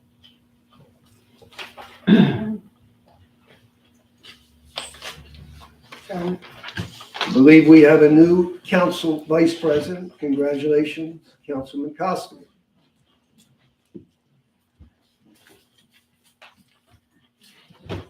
so be it. Okay. I would ask you to pass the gavel to Councilwoman I Guy. won't throw it. Motion to adjourn? Excuse me, ladies and gentlemen. I'm just going to read the committee appointments. For public safety, we have Michael, Mr. Costigan, Mr. Bull, and Mr. Powers, with Mr. Costigan in charge. Ordinances, we have Mr. Sidlow in charge with Mr. Costigan and Mr. Powers. Public Works, we have Mr. Powers heading that up with Mr. Bull and Mr. Costigan as well. Finances, we have Mr. Bull in charge of that with Mr. Swiger and Mr. Costigan. Licenses and inspections, we have Mr. Sidlow in charge of that with Mr. Bull and Mr. Swiger.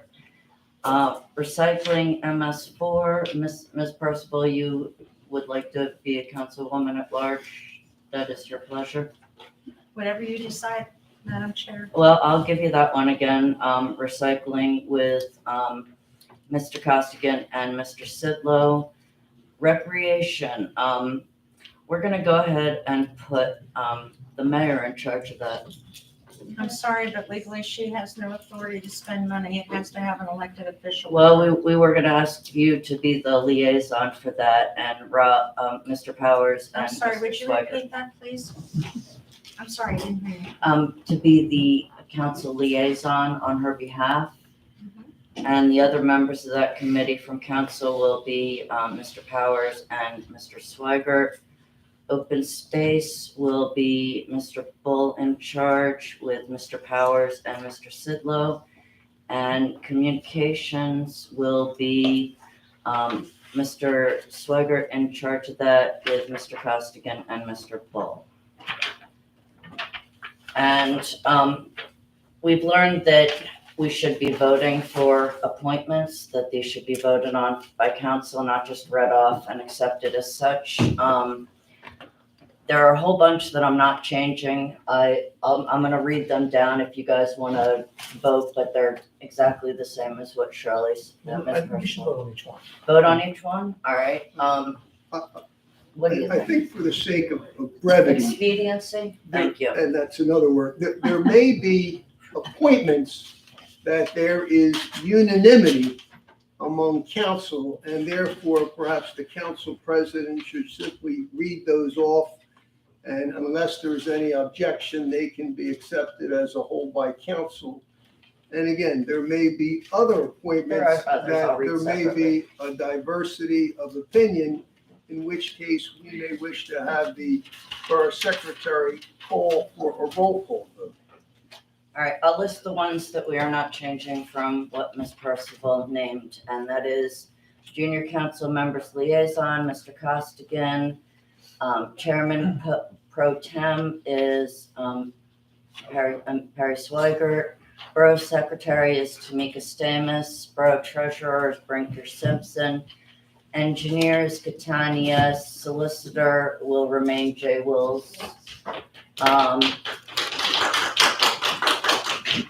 I am not in favor of that, by the way. Make that clear. Stop. You made that clear. We move Okay. on, please. All right, building inspector, Joe Ferguson, chief building official, Joe Ferguson, plumbing mechanical inspector, Harry Kent, electrical inspector, James Skolsky, emergency management coordinator, Rob Powers, zoning code official, Joe Ferguson, roadmaster, Ryan Cornog, auditor, Lightsell and Economides, insurance broker, AJ Gallagher, fire marshal, Rob Powers, civil service commission solicitor, Robert O'Connor, zoning hearing board solicitor, Robert O'Connor, computer IT, Steve Gian Cristoforo, payroll is Prime Pay, deputy tax collector is Tamika Stamus, borough tax collector is Edward Fisher. If there are no objections to those other than Scott's, you're on your own. Can we move forward with the ones that I make a are, motion to accept the slate of reappointments. Second. all those in favor? Aye. Opposed? All right, onward. The webmaster will be Theo McCleary. I make a motion to appoint him. Can I get a second? Second. Thank you. All in favor? Aye. Aye. Opposed? Carry on. Thank you. Let's see. Code enforcement officer, safety rental inspector will be Dave Favinger. Ma'am, excuse me, would I like an executive session, please, on that issue? It's a personnel issue and I'm requesting an executive session. Executive sessions are permissible for a personnel issue. That is one of the exceptions to the Pennsylvania Sunshine I Law. understand. All right, and the only other different one is vacancy chairperson, Matt Saunders. I make a motion to name Matt Saunders vacancy chairperson. Second. Second. All in favor? Aye. Roll call vote to Ms. Tamika.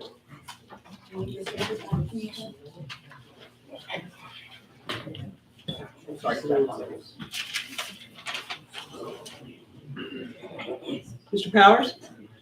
Yes. Ms. Guy? Yes. Mr. Sidlow? Where are we, on Matt Saunders? Matt Yes. Saunders. Yes, I vote yes. Mr. Costigan? Yes. Ms. Percival? No, Mr. Bull? Yes. And Mr. Swager? Yes. I agreed to have an executive session immediately following this, you want? I am asking for an executive session based on information that our newer council members do not have or probably have not heard in regards to a personnel issue with one of your appointments. Would it be appropriate to step to the meeting room? It would be great. I mean, rather than trying to clear the room. Yes, that would be wonderful. And I appreciate, Rob, I think you're aware of the situation I'm going to bring up. And Doug. Yes. Okay, for members of the public, we are going to have a short executive session, the optimum word being short. I would expect this executive session to take no more than 5 minutes. So you are welcome to stay for the meeting. Borough Council will depart into the room to the side. I suspect I will join the council in that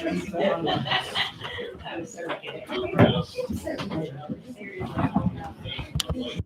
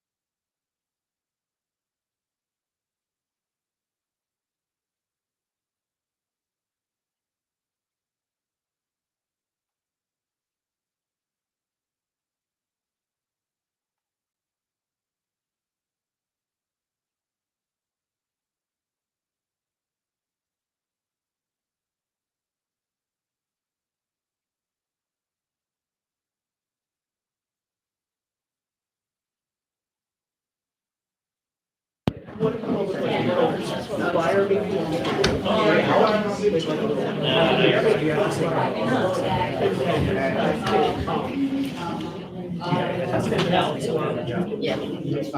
Goodbye, Jay. Okay. All right. Wasn't too bad.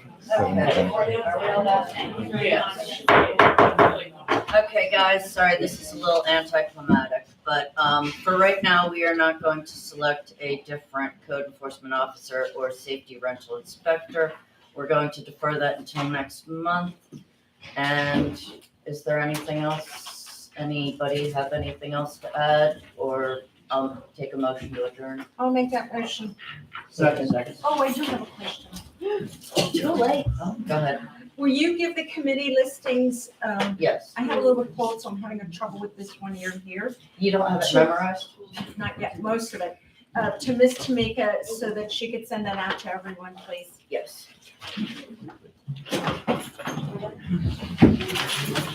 All right, I accept the motion to adjourn. Yeah. All those in favor?